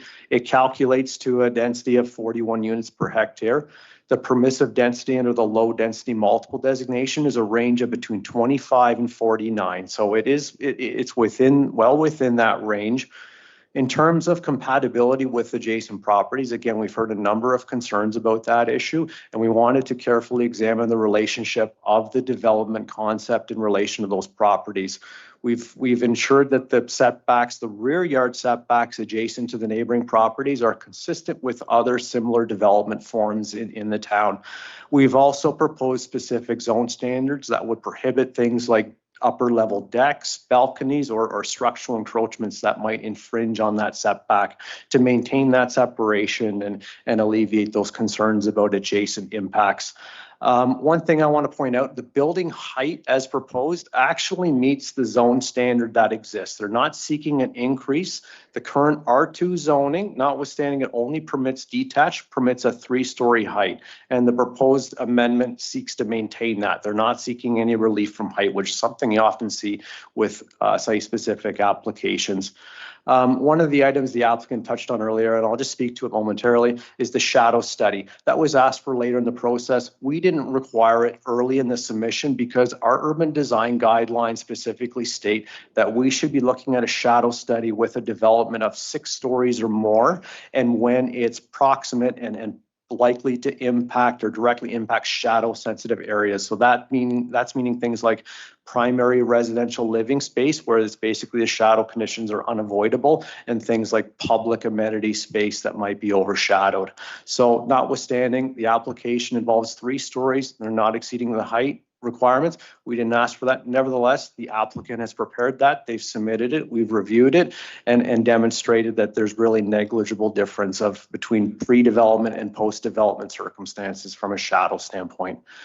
Heritage was certainly another matter raised as significant concern and something carefully reviewed in terms of heritage attributes of the neighborhood, as well as preserving the neighborhood character. And as illustrated earlier, one of the big concerns is the view and impact of this towards the streetscape. And I think the site and illustrations demonstrate very clearly that the orientation of the development behind the buildings along York Street, as well as the down gradient, serves very effectively in dissipating visual impacts. Notwithstanding that, our heritage policies call for really protecting and preserving heritage resources. So the property does not contain a heritage attribute. It's adjacent, certainly. It's on a street that's poised to be pursued for a district, and that's something our consultant's working on. But nevertheless, they submitted a heritage study. It was reviewed by our peer review consultant, who is the same consultant advancing the heritage district. If there was a concern with this possibly compromising the district, we certainly have tools available to designate it as a study area and take a closer look. But that hasn't been raised as a concern. The consultant is confident that there will be no impacts to the heritage attributes, and the site is a non-contributing property and can move forward accordingly. And that's the direction we're moving forward with. Notwithstanding that, the heritage study recommended some details of design, and that's something we've got specific policies to speak to ensure that the development meets those expectations. And it's similarly contained in a holding symbol restriction to ensure that whatever development concept comes forward, it resembles what's presented and has those design elements that are sympathetic to the heritage character of the neighborhood. That's a strong point because that's something very clearly specified in the provincial planning statement about assessing developments in proximate to heritage features. Traffic access and parking, certainly a number of concerns about those issues. They've submitted a traffic study demonstrating that there's really negligible traffic generated. I think the numbers are somewhere between 6 and 7 peak trips that's combined in and out during the PM peak hours. And that translates to about 9 vehicles trips per hour. So a really negligible effect, and recommended that really the York Street corridor well within the parameters of that street. Another item we heard was concerned about fire truck access. Will trucks be able to maneuver in and out of the site? Will they be impacted by on-street parking in the narrow corridor? So the graphic included on the report is an excerpt from one of their submission materials. It demonstrates that fire trucks can adequately maneuver in and out of the site without being impacted by a York Street profile or on-street parking. That's something we wanted to make sure. That was reviewed by our traffic consultant, town staff, as well as our fire staff. And I know a comment was raised earlier about the fire route. It meets built code requirements. No access turnaround is required. That's required where you have fire route lengths of 90 meters or more. So we're meeting that requirement. In terms of the environmental impacts, They commissioned an environmental impact study, demonstrated no natural features are going to be impacted by this. The site design incorporates a sufficient water infiltration concept, basically ensuring that the pre-development infiltration rates are going to be met post-development. And how that works is the runoff that might occur through higher order storm events is going to be managed and actually contained with an underground storage chamber. I think there's been some confusion about that chamber possibly serving sanitary purposes. It's not. It's stormwater management. And then from there, it's going to gradually manage the discharge into an infiltration trench to the south of the property. So again, that's been reviewed by staff, by CVC. Technically measures up, no concerns with that. And finally, we've certainly heard throughout this process some concerns with site layout. Admittedly, these are typically site design matters dealt with for later on at a site plan stage, but it's been important to give those issues consideration. So things like waste collection, gate access to the south of the property, where's the mailbox going to be oriented, the latest concept shown and included on your agenda package demonstrates how those matters have changed with the latest site plan. So waste collection will be required to be managed by an independent waste contractor. It won't be stocked and collected at the curb. That's something we would implement at a site plan and condominium level of approvals following if we get to that stage. Similarly, with respect to the gate, the concept does not include that at the south of the property because that's been a concern about possible passage through and such. And mailbox, snow storage, all matters we've looked at, oriented more internally in a way that we feel is an appropriate development layout, notwithstanding that it would be implemented at a site plan review stage. So based on that assessment, that leads us to our review of the proposal against the policy framework. In our view, it meets quite a range and many provincial and county policies. Namely, it provides for a range and mix of housing options. This is an area, it was mentioned earlier, the missing middle concept that is very much evident in the downtown core. You have predominantly single detached or mid-rise, what we call mid-rise apartments. This is bringing a townhouse development in an area that's really helping achieve that variety that the policies that strongly calling for. Development within our built boundary, central to the core, has many other attributes, provides access to new residents to amenities, something also strongly encouraged by the planning policy framework. It uses existing servicing. We're not having to extend or enlarge servicing to accommodate this. That could be very costly to the town as well as to an applicant and an eventual home purchaser. It's an efficient use of existing services. Much of that policy direction is contained within the county official plan, following that sort of chain of consistency I've mentioned before. It helps achieve our intensification target. So the policy says we should be half of our growth annually should be within our boundary. So this helps achieve that. We've got a lot of development on the horizon in what we call the greenfield area. We have other developments obviously within our built boundary, but this is among those. So it helps achieve that target. County policy really encourages intensification, again, at a compatible scale and character. And for the reasons I've mentioned earlier, we feel that this development achieves that. And again, providing diverse and affordable housing options is a strong policy direction. Similar policy direction in our official plan. I won't recite these verbatim, but particularly I'll speak to the heritage protections policies. No negative impacts to adjacent heritage attributes. I think the heritage study and our peer review has adequately shown and demonstrated that is to be the case. Ensuring development is organized and oriented to fit with its neighbors. Again, notwithstanding it's a different housing product, something that's encouraged. It's consistent and compatible with the adjacent properties.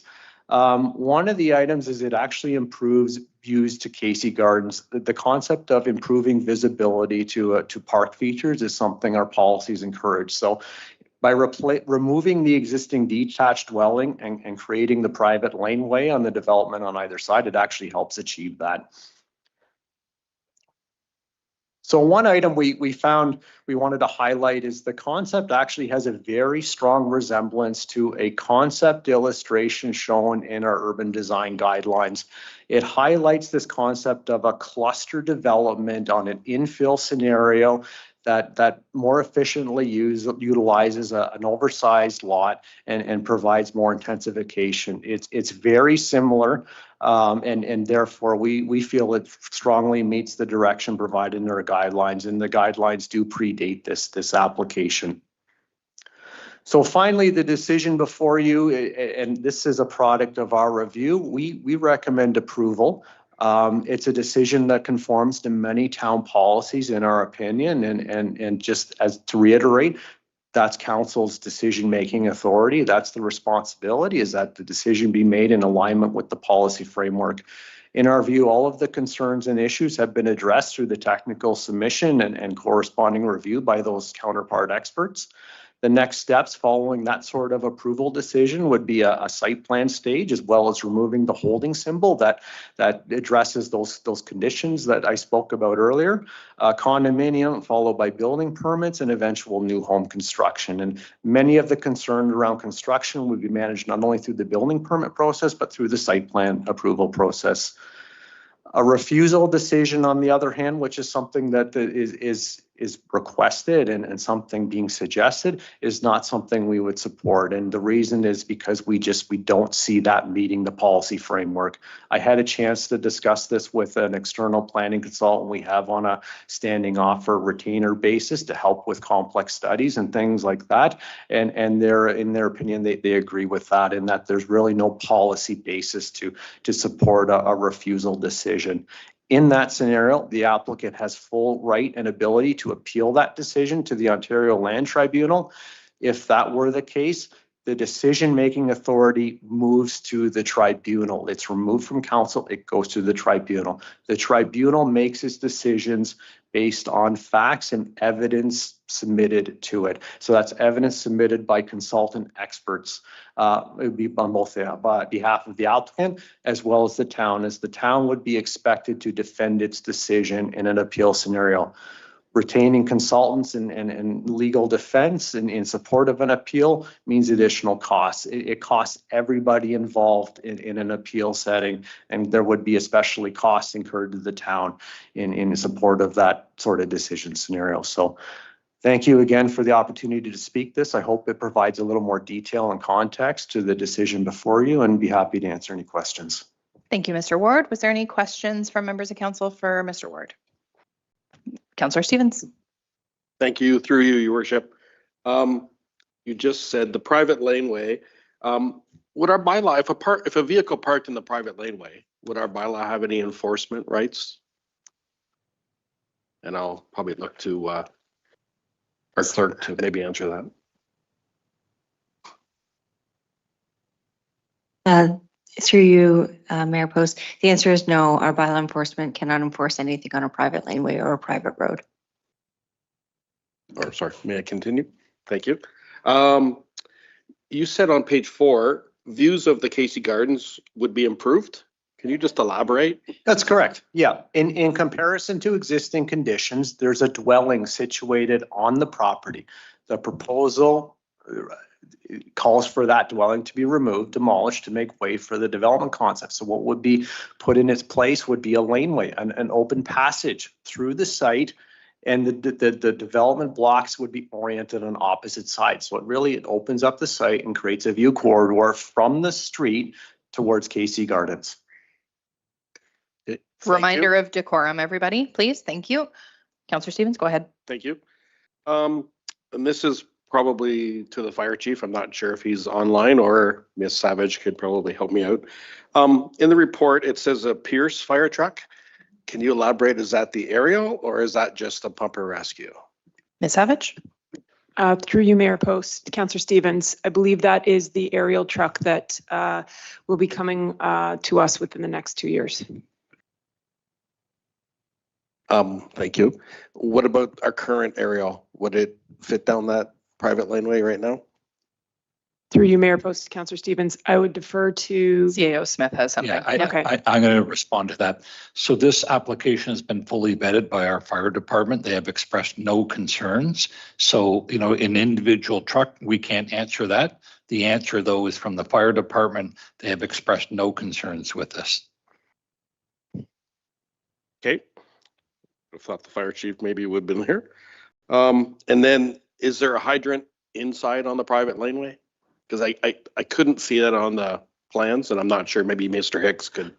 I don't have the details in front of me. That's a very specific item. If there isn't, we'd follow code and there would be one installed on the property at the site plans review stage. Yeah. Okay, thank you. Thank you, Mr. Hicks.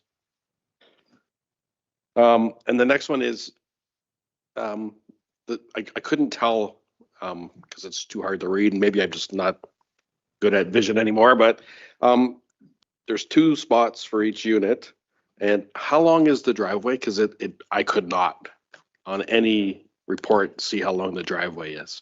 And that's probably, sorry, Mr. Ward, that's probably more for Mr. Hicks, but I didn't mean to put you on the spot, but The the sure. individual unit driveway. Yeah, through you, Mayor Post, to Councillor Stevens, the driveway depth has to meet the minimum parking space depth requirement of 5.5 meters. That provides the 1 space in the driveway plus an additional space is provided in the garage, meeting that space depth requirement according to the zoning bylaw. Was there any additional questions, Deputy Mayor? Thank you, Your Worship. I'd just like to say to Mr. Hicks, Mr. Ward, and all the people that are in our gallery tonight, the lack of questions from council tonight you may think, what are these guys doing? They look disinterested. I've sat through this for years now. I've gone to numerous presentations. I've read probably a couple thousand of pages on this report. I don't have any more questions. I'm just ready to get on with it. Let's go. Was there any more questions for Mr. Ward before we move forward? Okay, just so everybody understands the next process, we do have a recommendation report from our town staff. I'm going to read out that recommendation and ask for a mover and a seconder to put that report on the floor for discussion. I will then move through council, starting with Councillor Andrews and working our way to Councillor Stevens, for every council member to have their opportunity to say what they want to say about this proposal ahead of our vote. I will then call for the vote and we will vote then. So just so everybody knows what's coming.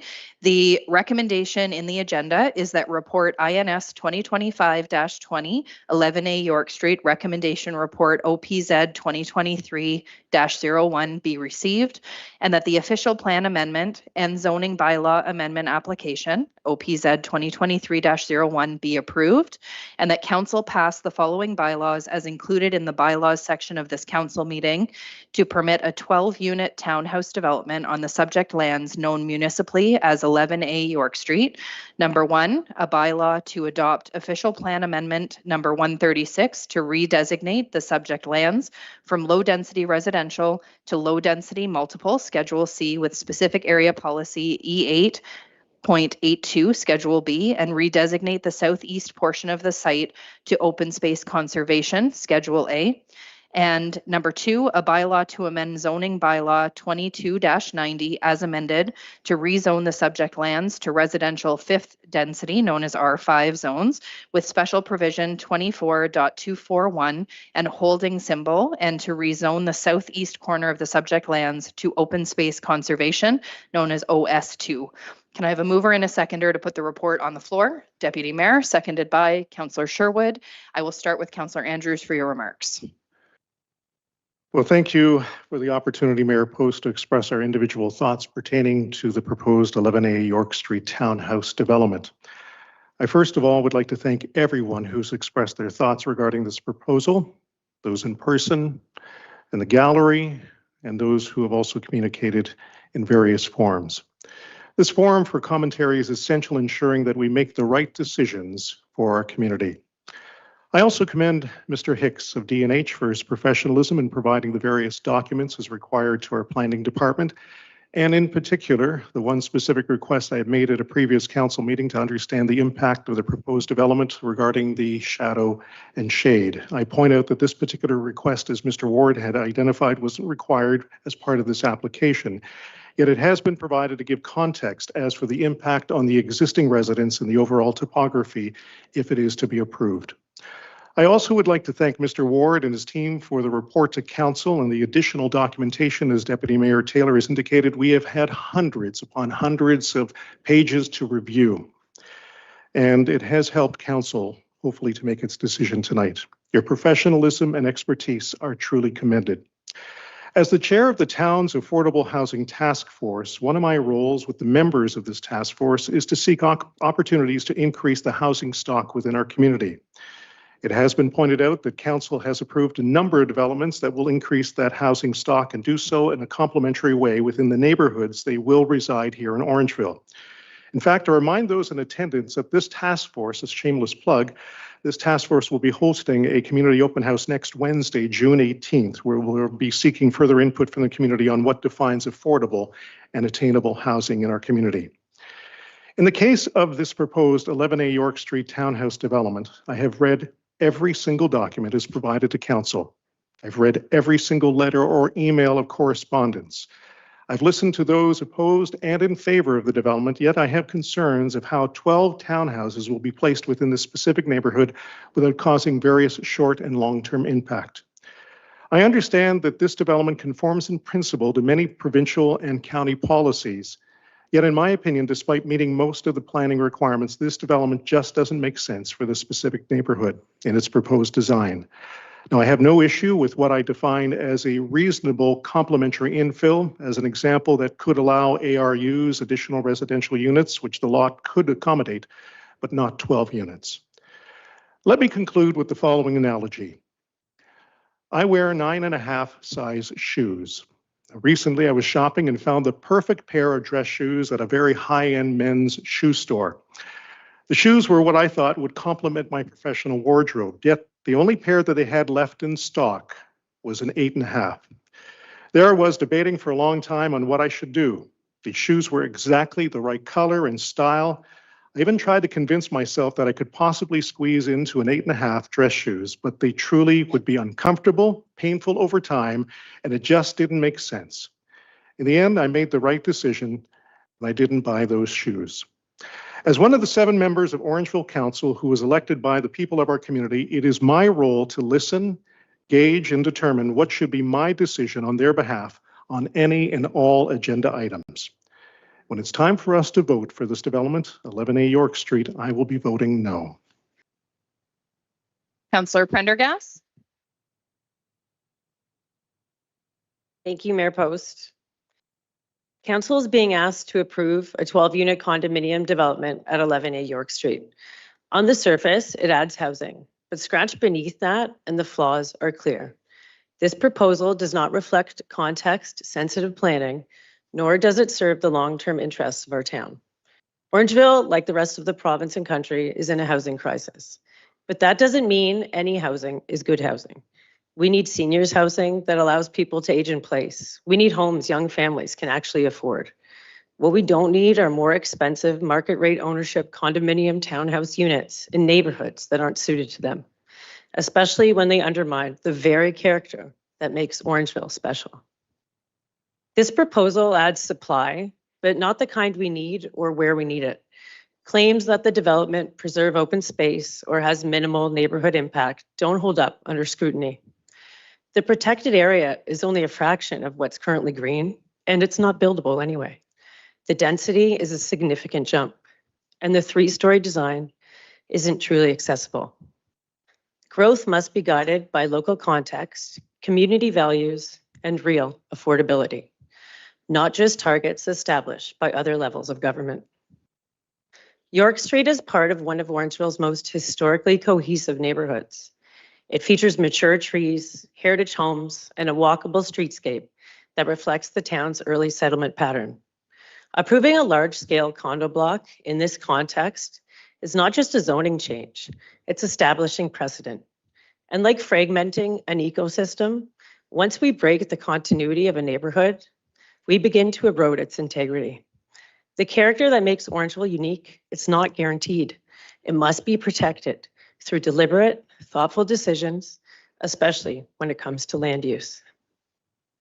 Our official plan is clear. New development must respect and reinforce the physical character of established neighborhoods. This proposal doesn't meet that standard. It's out of scale, out of step, and out of sync with the very planning framework we claim to uphold. As a council, we've already raised concerns that provincial priorities, like those behind Bill 5 or strong mayor powers, don't always reflect the character or needs of Orangeville. This application raises a similar question. Are we making decisions based on what's right for our town or simply what checks a provincial box? There has been substantial concern raised by residents, and rightfully so. This isn't just a technical planning file. It's a neighborhood and possibly a town-defining decision, and one that people feel deeply connected to. This isn't about being anti-growth or anti-development. It's about ensuring growth is thoughtful, responsive to need, and grounded in the values of the people who live here. For these reasons, I will not be supporting the application. Thank you, Councillor Prendergast. Deputy Mayor. Thank you very much, Your Worship. A few comments. So, there's been some thoughts brought forward about the town making money on a development like this. And I just want to share the money that would be raised through this by taxes would be a hill of beans.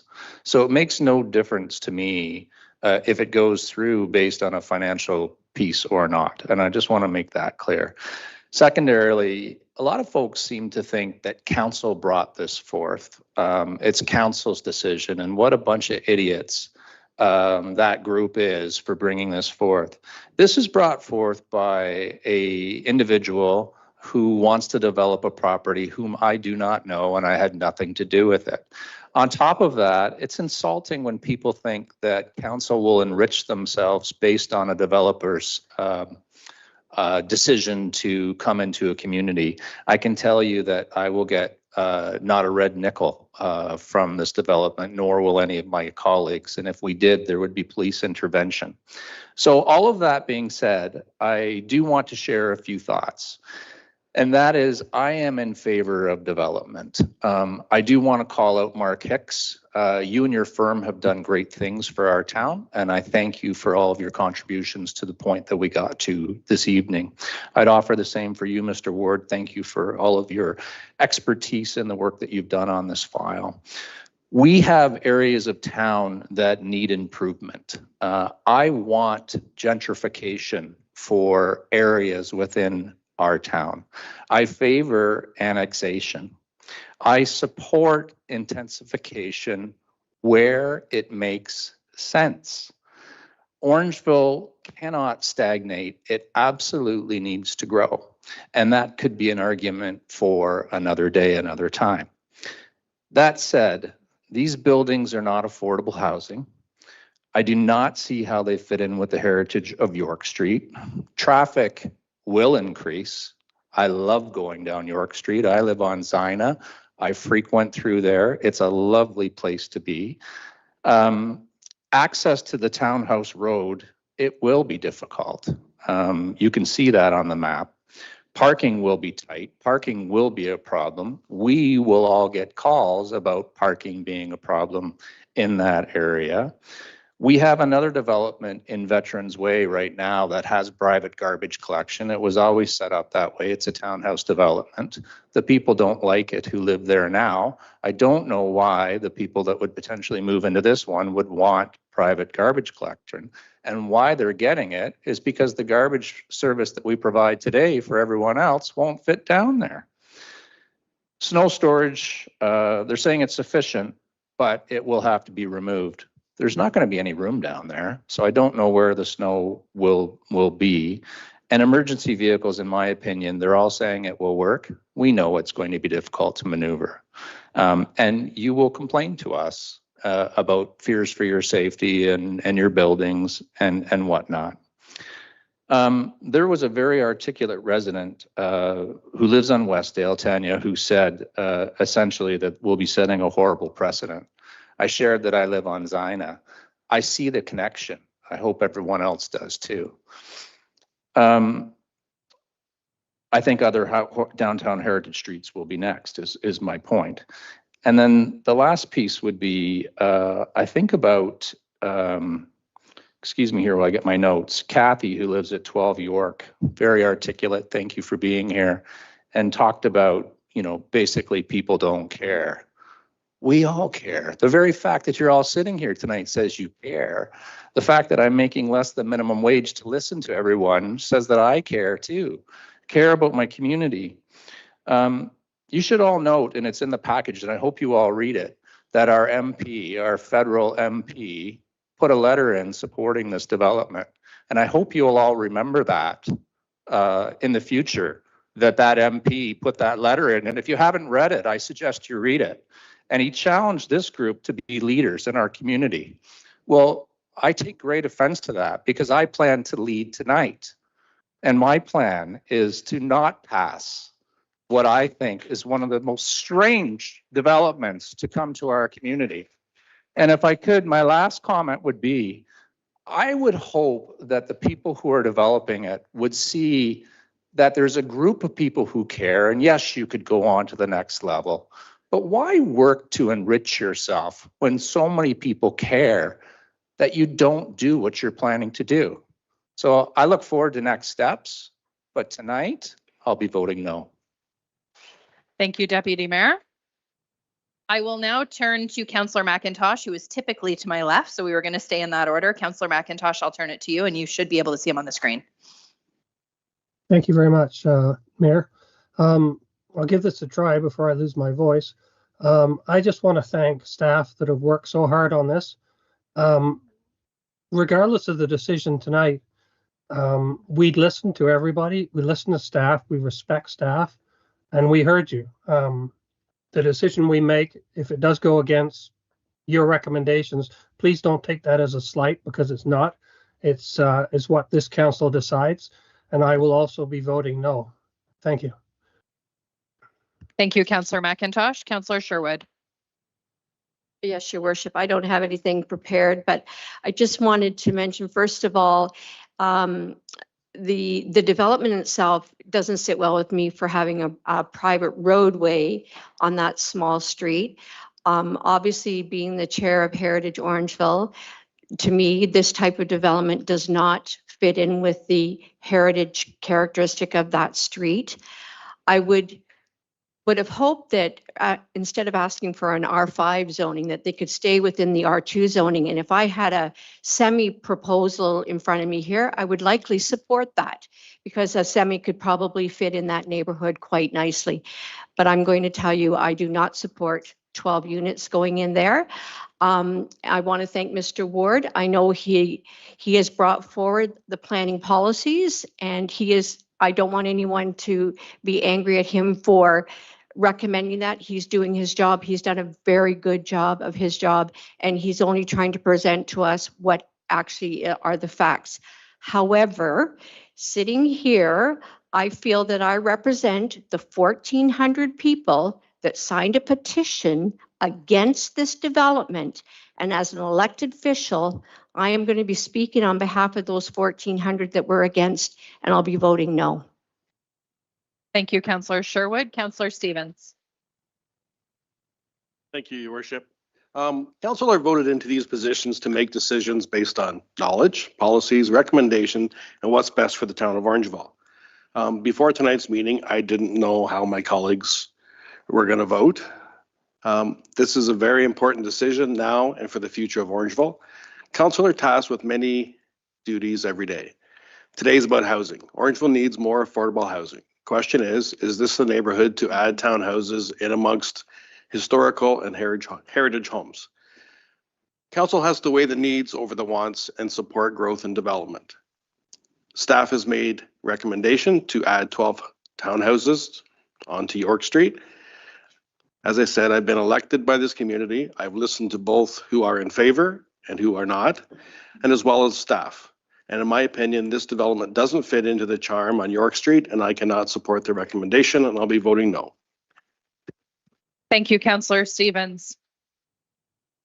I want to first thank all of my council colleagues for all of your thoughtful remarks. I know that all of you have put a lot of time and effort and thought into this decision. And as has been said, thousands of pages of reading of very technical reports and lots of emails, receiving lots of phone calls, and many sleepless nights trying to come up with what the best way to vote is. And I just want all of you to know that whichever way the vote goes tonight, I have confidence that council will make the right decision because we've all reviewed all those reports, the technical data, and we've listened thoughtfully to all the feedback that's been received by the community. I do want to begin my remarks by reaffirming my very strong support and this council's strong support and leadership for housing development in Orangeville. We've been consistent in our approach. I recently wrote to the Premier, quote, "In Orangeville, we have consistently approved new residential developments, not because we've had to, but because we're all aligned on housing as a local priority," end quote. And I went on to say that we approved these residential developments because we care and because our council and staff are united in the belief that housing is a shared responsibility. I think it's important to note that to date, over 860 residential units have already been approved in Orangeville and are in some part of the building stage, either waiting to break ground or already in progress. And in addition to these, we have more than 200 additional units that are currently in early stages of the planning process. I think it's also important to note that approximately 150 of the currently approved units and more than 75 of the units in the early planning stages are in the downtown area. So let there be no question about our commitment to leadership to helping address the housing crisis.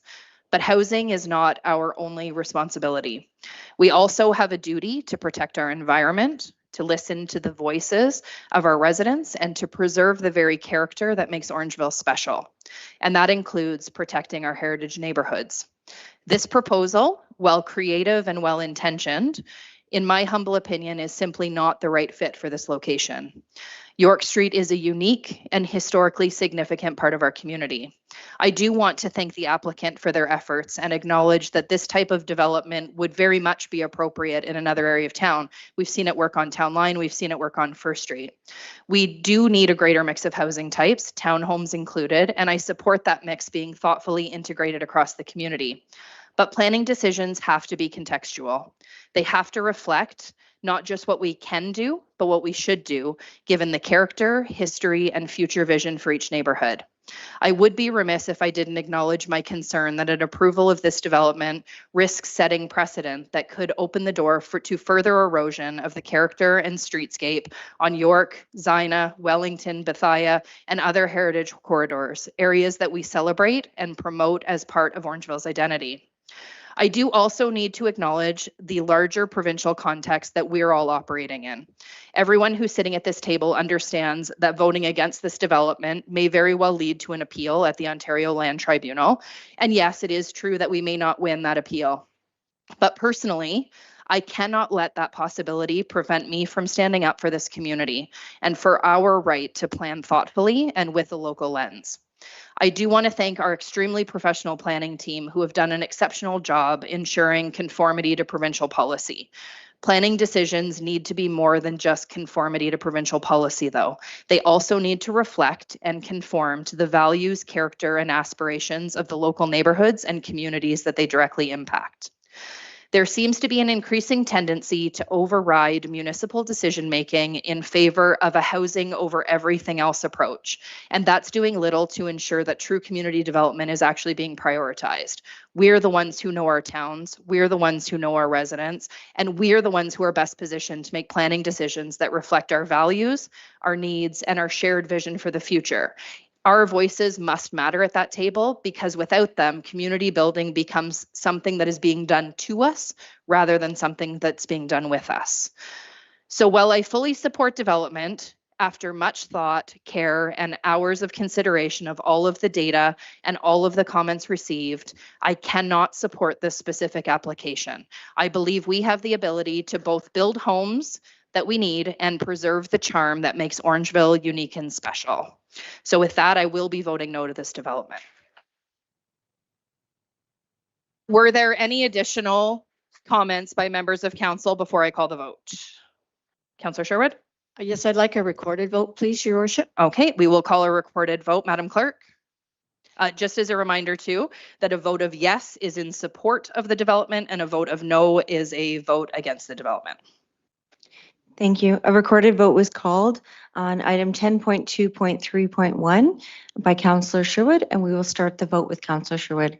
Does any member wish me to read the vote before we proceed? Seeing none, Councillor Sherwood. No. Councillor Stevens. No. Deputy Mayor Taylor. No.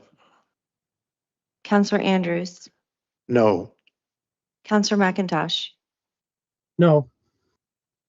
Councillor Pendergrast. No. And we'll end with the chair, Mayor Post. No. By unanimous decision, that motion has been lost. Thank you.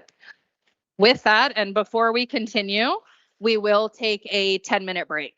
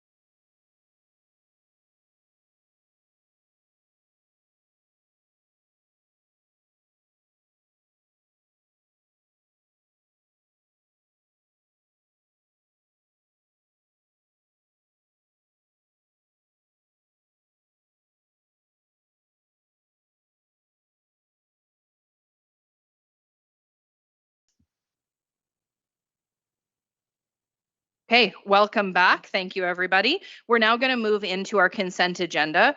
The following items have been compiled under the consent agenda to facilitate a single vote for council consideration. Council may remove any item from the consent agenda for individual consideration. I have already received note that Councillor Stevens is pulling the commemorations policy, which is 11.1.2. Deputy Mayor Taylor is pulling 11.1.4, which is the 2024 fourth quarter operating fund variance. And Councillor Andrews is pulling 11.1.7, which is the corporate brand and style guide. Was there any other items that anybody wished to pull as part of the consent agenda? No? Okay, so we will move forward then with the recommendation that all consent agenda items for the current council meeting listed under 11.1 staff reports, 11.2 correspondence, and 11.3 committee board minutes be received or approved as presented, with the exception of the items that have been removed for individual consideration, which are 11.1.2, 11.1.4, and 11.1.7. Can I have a mover and a seconder, please? Councillor Andrews and Councillor Prendergast, all in favor? And that is carried unanimously. We will start with the commemorations policy 11.1.2, which is Councillor Stevens. I'll turn it to you. Thank you, Your Worship. Just a couple really quick questions, and I only, to be fair and honest and frank with everybody, I read this in my car as I was waiting outside, so kind of skipped my agenda. Anyway, a couple quick questions. Does the plaque or the bench expire in time? And my second question, if it's vandalized, who has to pay to fix that? And I couldn't find it anywhere. Ms. Savage, I'll turn it to you for those questions. Through you, Mayor Post, Councillor Stevens. There is a lifespan on the bench. I'm just looking back I believe it was 10 or 15 years. 15 years. If the bench is in great shape, post 15 years, it will remain in place. If it is vandalized or requires maintenance, then the town will conduct whatever it requires to maintain that lifespan of 15 years. Thank you. That's what I presumed, but I just wanted to double check. Thank you. Deputy Mayor, and then Councillor Andrews. Just real quick, personal story, but in London, where I'm from originally, we had that same policy. My dad had passed away. We got a bench for him overlooking the Thames River in downtown. It was beautiful. It was great. Time passed. The 15 years were up. We got to around 17 or 18 by the time the town caught up to us. They sort of forgot us, but then they removed the plaque, gave us back the plaque. We didn't want to renew the bench, and someone else, it just felt like it was someone else's time. Anyway, this policy, when I read it, I thought, I know this policy. Like, it's the exact same thing, and it works very effectively there, and I think it'll work very effectively here. So, thank you, Deputy Mayor. Councillor Andrews. Thank you, Your Worship. Just very quickly, a comment, Ms. Savage. This is a great idea. And the reason why we've had over this term and even previous term, we have had some well-known individuals who either have passed or should be recognized, many of which have. But, one that comes to mind is a gentleman that was part of the EDC committee that we had to navigate around a little differently on how the individual could be recognized. And he was, in fact, recognized quite eloquently through the different Board of Trade. But having said that, I think that this establishes a very sound policy framework. I do like the idea of the 15-year period of time and also the fundraising component, because again, that kind of takes the responsibility of the municipality. And there are those examples, I know that historically, or even those in our community, that many people will step up and go through the process of submitting an application for a bench or a plaque. It's a great idea. Thank you. Thank you, Councillor Andrews. Was there any additional questions or comments? Okay, the recommendation is that report CMS 2025-009 commemorations policy be received, and that council adopt the updated commemorations policy as outlined in attachment 1, and that council delegate primary authority to the Community Services General Manager and secondary authority to the Community Services Divisional Managers to approve and implement commemoration requests. Can I have a mover and a seconder, please? Councillor Stevens and Councillor Sherwood. Last call for questions. All in favor? And that is carried unanimously. We'll move into 11.1.4, which is the 2024 fourth quarter operating fund variance report. Deputy Mayor Taylor, I'll turn it to you. thank you very much, Your Worship. I just think that this is an item that we should talk about. We're 6 million to the good, which is great. It's 100% better than being 6 million to the bad. It concerns me always when we do this. So I understand the policy, and it's covered off here in another another spot in this program, but it's going to go to our reserves essentially. I really wish we wouldn't do this. Like it could have been, a different amount on the tax levy. We could have adjusted our plan better. It's sort of a pedal brake argument, but I just like to talk about how we got here, and I've read the document, but I'd still like to talk about how we got here and what we can do as we go into 2026 planning to not do this to this extent. That's my thoughts. Ms. Minikilo, do you want to take this one? Thank you. Through you, Mayor Post, I can take some initial commentary, but our CFO is also on the line and she can speak to it in more detail. I think one thing to note is that sometimes some elements are not in your control. So interest rates were really high in 2024, and you'll see almost $3 million of that surplus is represented in how well some of our investments did. You don't know in any given year how that's going to pan out. So there are some pieces of that nature that are harder to predict. And then some of them were really one-time elements that were also mentioned in the report. That said, Deputy Mayor Taylor, your point is well taken. Yeah, I thought it maybe called you Mayor Taylor, but Deputy Mayor Taylor, your point is well taken. And I know with Cheryl and the finance team, we have a whole list of items that we're working through to ensure that we're closer to the budget and gapping and addressing a series of ways that we can stay closer and truer to the budget. So with that, I'll perhaps let our expert speak to anything else that she wants to bring to light. And then you can follow up with any questions as appropriate. Before I turn over to Ms. Braun, I'll just first turn over to CAO Smith. Yeah, thank you for that. And the general manager actually spoke about one of the items because Deputy Mayor, we've talked about this previously and we are working to tighten that up. She used a term in her response. I just want to dig a little bit deeper, and that's the salary gapping. So historically, what we've done in Orangeville is we budgeted at 100% salaries, top of grade for all positions. Last year, and that creates a surplus each year because not all staff are at the top of grade, not all positions are full all the time. So last year, you will remember during the budget process, we actually carved that back to help lower the surplus each year. So that's one tangible way that we're trying to reduce that. The treasurer will speak about some of the other things that the general manager mentioned, the interest rate being the most significant one. So thank you. Thank you, CAO. Ms. Braun? Yeah, so just on, through you, Mayor, just on that, the comments about the interest income, there is, we're always very conscious about where we set our revenue budgets, particularly when it comes to interest rates. We know if interest rates go up, it would be great to take that into account as much as we could in our budget, but there is also the downward risk. If interest rates were to drop, then we have to reduce our budget estimates for revenue. So I would hazard to say that it's a little bit better to see like those one-time type of items contributing to the surplus. We're going to certainly try to get at some of those structural items. You'll note that I think there was we made an accounting change when it comes to our winter control salt and sand. We were not inventorying that. We were just expensing it all. So now we're going to be inventorying those costs, and then going forward, it will actually be the amount we use, not the amount we bought, that we'll be able to budget for or anticipate in our budget. So some of those, like General Manager Minikilo had mentioned, we have a number of items that we're going to be looking at in the next 2026 budget, trying to tighten down some of those budgets, probably taking a little bit more of an aggressive stance on gapping and just trying to bring down budgets to be more in line rather than being overly conservative. I hope that helps. Councillor Sherwood. Thank you, Worship. It's more a comment. We are supposed to be revenue neutral, like break even.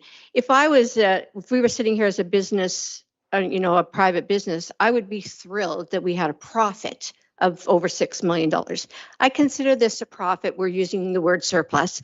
It's a profit. What's concerned me as a councillor is the 7 years that I've been here and received these end of year surpluses. We've had a surplus every year, 1 million, 2 million, 3 million, 2 million, 6 million. again, my whole thought process is when we are doing a budget, we want it to come out fairly even. If we got a little bit of a difference, that's fine. That's great accounting. That's great planning. My whole thought about this is, yes, we need to build up surpluses. We do that every year anyway. This, in my opinion, these surpluses every year should be used to reduce the tax rates to the taxpayers. This money is owed to them, and I just think every year I look at a $1 million surplus and think that could be almost a 2% reduction on the tax rate. So I'm just making a comment that now in the 7th year, we have had probably about $15 million in surplus. Yes, it's sitting in reserves, and that's great. But I look at this as a business, and we've made a profit. CAO Smith?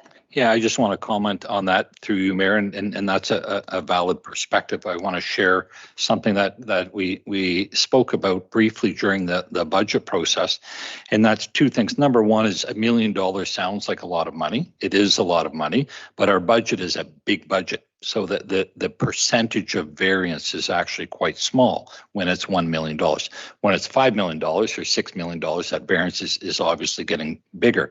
This, I think, is an anomaly. And what we spoke about budget is that the surplus that we generate each year, and again, I'll remind you of my comments a few minutes ago, we're working to reduce that through gapping and that type of stuff. But the money isn't distributed as a profit to anybody. It goes in to fund our capital program.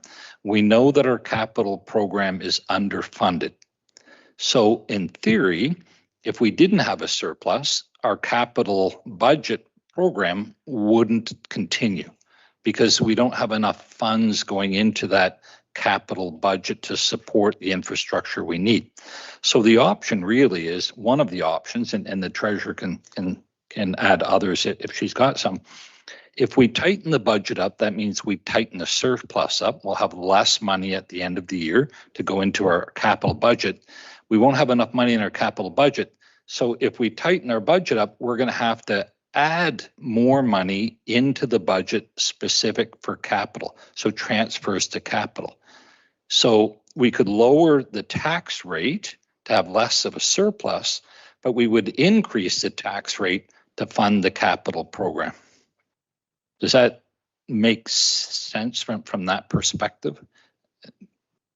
Deputy Mayor? It absolutely does, CAO Smith. I agree with you on the $1 million. Point taken. Like, you can't land it on a dime, and I wouldn't be expecting anyone to. And I remember sitting in that gap. Actually, the gallery was over there at that time with the mayor, and we were the ones conspiring because we wanted to be on council at that time and thinking, oh my God, they just ran a deficit. So we don't want that either. But I would just suggest at 6 million, it's too much. We're too far. Appreciate all the comments. I guess instead of having the surplus to that extent, I think I'm going to speak for you, but I would rather us budget it and be upfront and be honest about, not more being dishonest, but just budget properly so that we have it the way that I think what you're trying to get to. I want it to be even or so. And if we were 2 million or less or whatever you deem the threshold to be, but I think we're too high.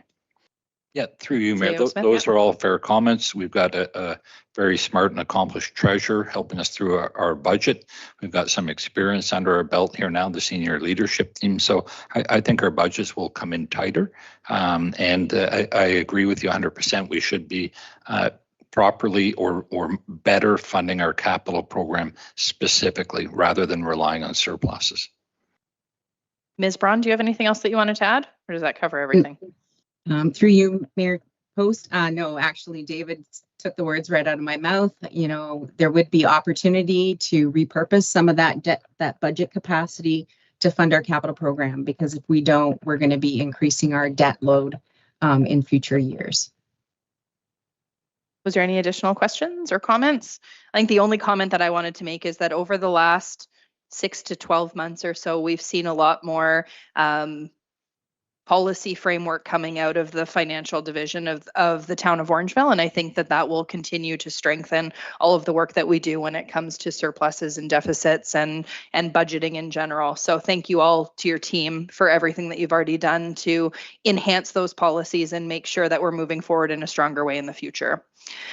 With that, the recommendation is that report CPS 2025-30 regarding the 2024 fourth quarter operating fund variance be received, and that staff allocate 2024 operating budget surpluses and fund deficits in accordance with the corporate operating budget surplus allocation and deficit funding policy.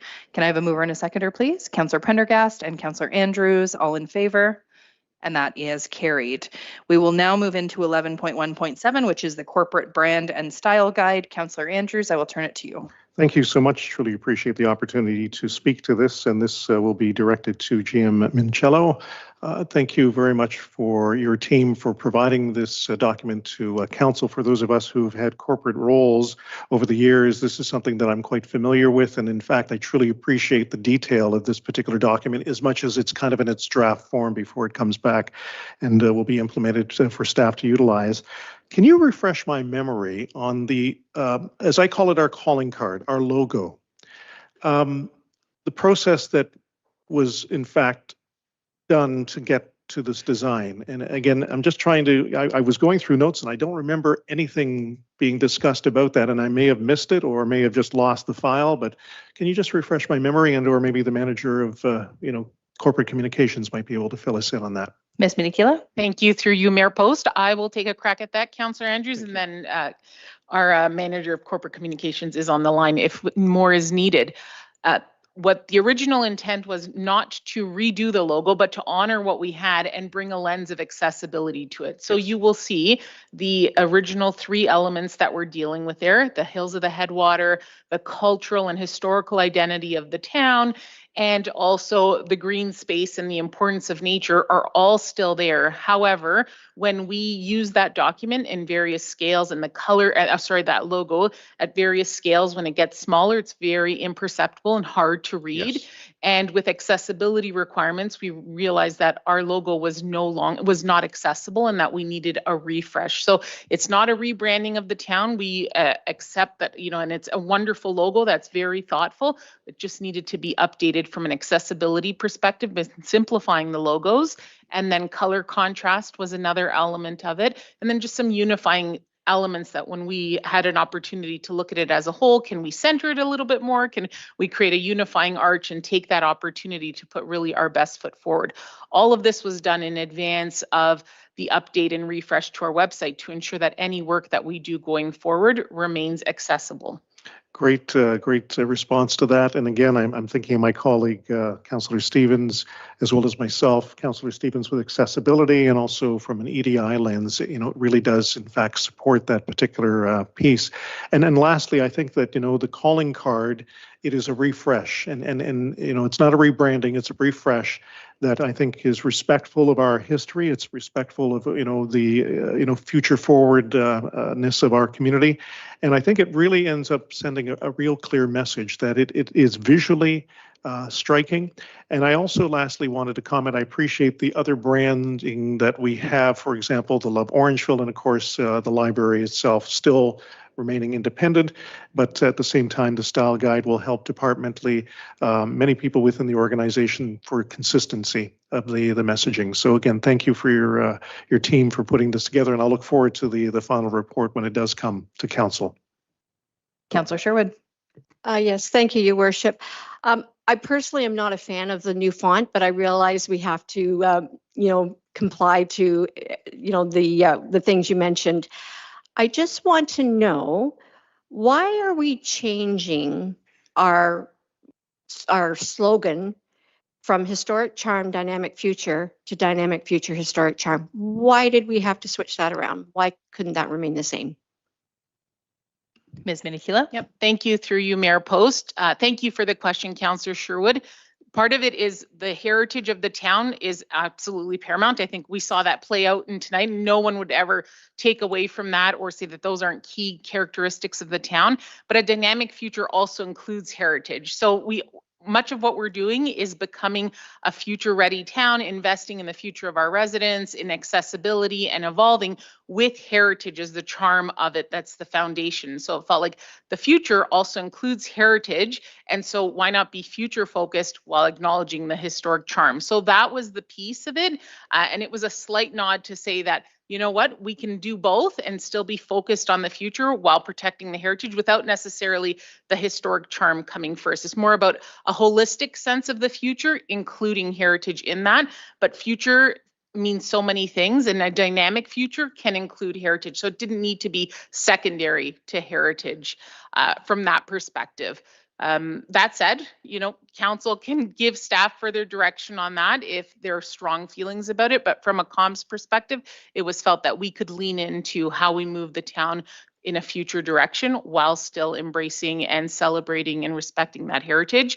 I will say, if Jen's available, if she wanted to add anything further that I may have missed that her and her team considered in that, happy to throw it her way, but that is the gist of it. So Jen, maybe you could clarify that, because I'm actually very, very disappointed. And I guess this is my heritage, you know, passion. And I think that we owe recognition to our heritage first and predominantly. And I don't know, I seem to be hard struck on that. I find it very disappointed that that's flipped around, and I don't know why. Ms. Austin, do you have something you want to add there? Through you to Councillor Sherwood, I think Ms. Minikilo really explained it very, very well. It has nothing to do with dishonoring our heritage. It's acknowledging that as a community, we need to look forward to the future while still remaining very rooted in our heritage. So it's, you know, forward thinking, future thinking, but remaining very rooted to our heritage and being proud of that. And I think if you look through the style guide and how we explain dynamic future historic charm, there's a lot of effort put in to actually building out what that means. We've never done that before. We've never actually made effort to explain what those parts of the tagline actually mean. And there's even further direction to staff on how they can start incorporating those elements into their writing and into the work they do, to really lean into, again, not only a dynamic future, but our historic charm, and bringing it into a place where it's not just a tagline, but it's really built into the actual communications we put out there for the community and for our various audiences. So I think if you look at the style guide, there's a lot more rigor put into how people can really leverage our tagline. Councillor Prendergast and then Councillor Stevens. Thank you, Mayor Post. I just wanted to say that I really think this is a crisp, clear redesign of the logo. It really does lend itself to better readability. And I am in favor of the switching around of dynamic future historic charm. Just with the hard consonant sound of the D, it rolls off the tongue better when you say it, dynamic future historic charm. It's a bit less choppy, I think, than the previous version, but it, to me, still upholds the nature of what Orangeville is. And I do like the redesign of the green leaf, the headwaters. I find those images are much easier to identify now. So good job. Thanks, Councillor Prendergast. Councillor Stevens. Thank you, Mayor Post. I just want to say first, thank you for bringing it to Access Orangeville as a preview. It was well received there. And I personally like the new font and the new colors, the way it is. And I'm not going to comment on the either or because I don't want to get in the middle of those two. Was there any other comments or questions from anybody? My comments would be that I'm in support of it exactly how it is as well. I think it looks fantastic. I love the change of the images as well. I think that they're much crisper, they're much more identifiable. And I would actually argue, Councillor Sherwood, that it makes the history of it stand out more by focusing on the historic piece as the center point. I don't think it was as clear in our old logo what that was, and I think that really brings it forward. So I'm very happy with the way that it is here. I also really like how it ties into our other logos like Love Orangeville, and how we can utilize it with Orangeville Fire Service and those ideas of how we can make it a little stronger. I think it's really great. So Any other questions or comments? Nope. Okay, with that, then the motion is that this item, the recommendation is that this item be received. Can I have a mover and a seconder, please? Councillor Andrews and Councillor Prendergast, all in favor? And that is, oh, sorry, and any opposed? Councillor Sherwood is opposed. Thank you. That motion is carried. Okay, we are now into notices of motion prior to meeting. We do have one. Councillor Sherwood, I will turn it over to you if you want to review your motion regarding the impact assessment cycle. Yes, Your Worship, I mentioned at our last council meeting that I'd be bringing this forward. We were all in receipt of our new tax bill. Thank you very much, Finance Department. Great job.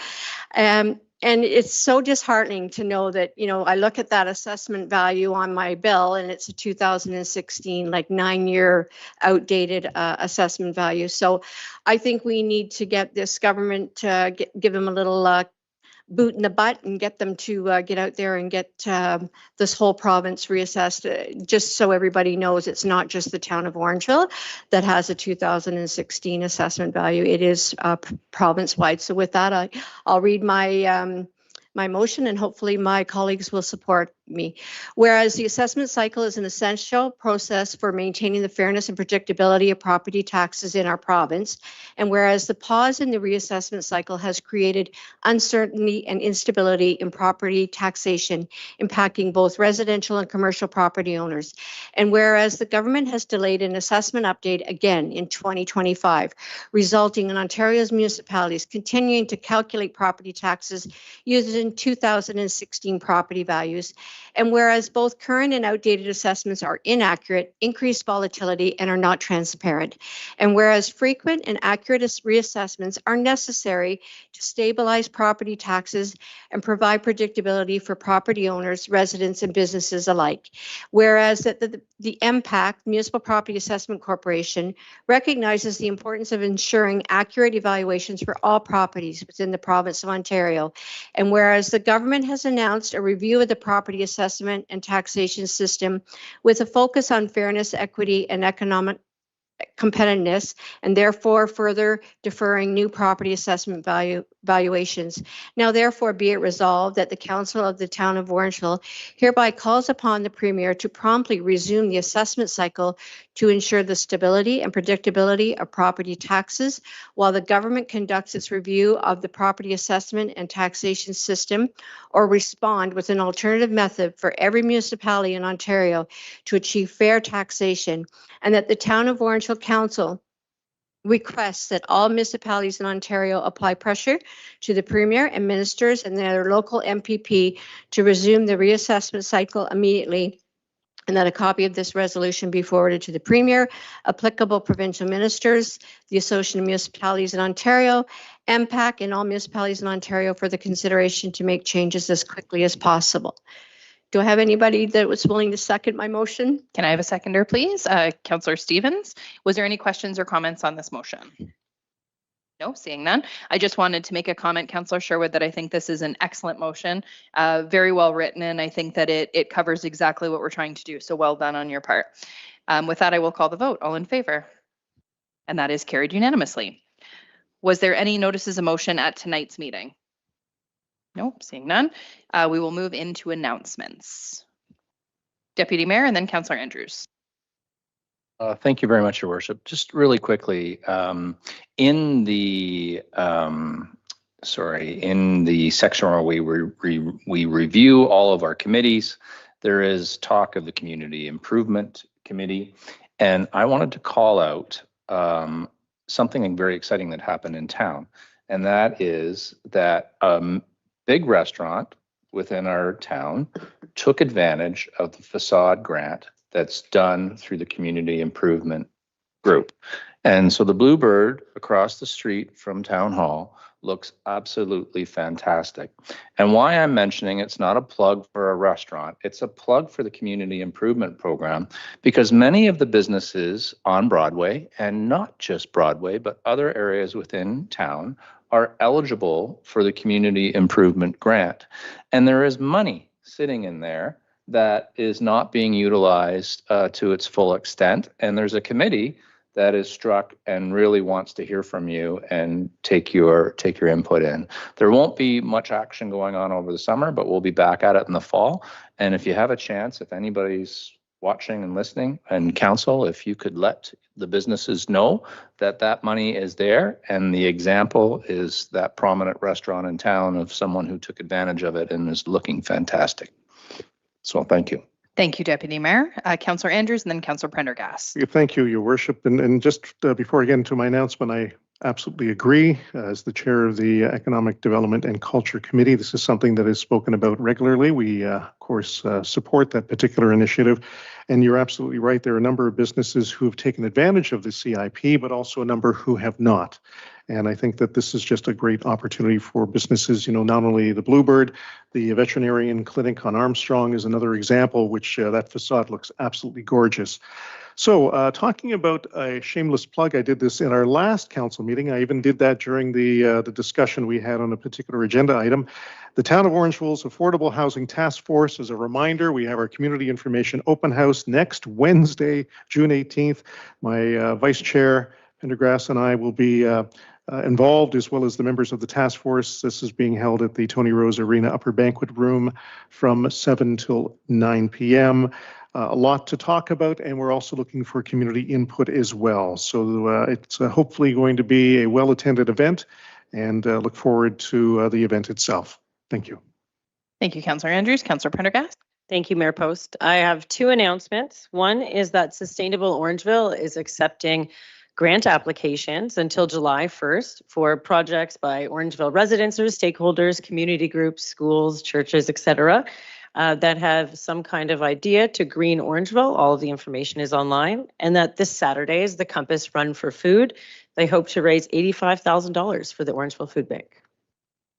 Fantastic. Thank you, Councillor Prendergast. Any other announcements? Okay, seeing none, we will move into bylaws then. The recommendation is that the bylaw to confirm the proceedings of the Council of the Corporation of the Town of Orangeville at its regular council meeting held today, June 9th, 2025, be read as first, second, and third time and finally approved. Can I have a mover and a seconder, please? Councillor Stevens and Councillor Prendergast, all in favor? And that is carried. Can I get a motion to adjourn, please? Councillor Andrews and Deputy Mayor, all in favor? And that is carried. Thank you all for joining us this evening.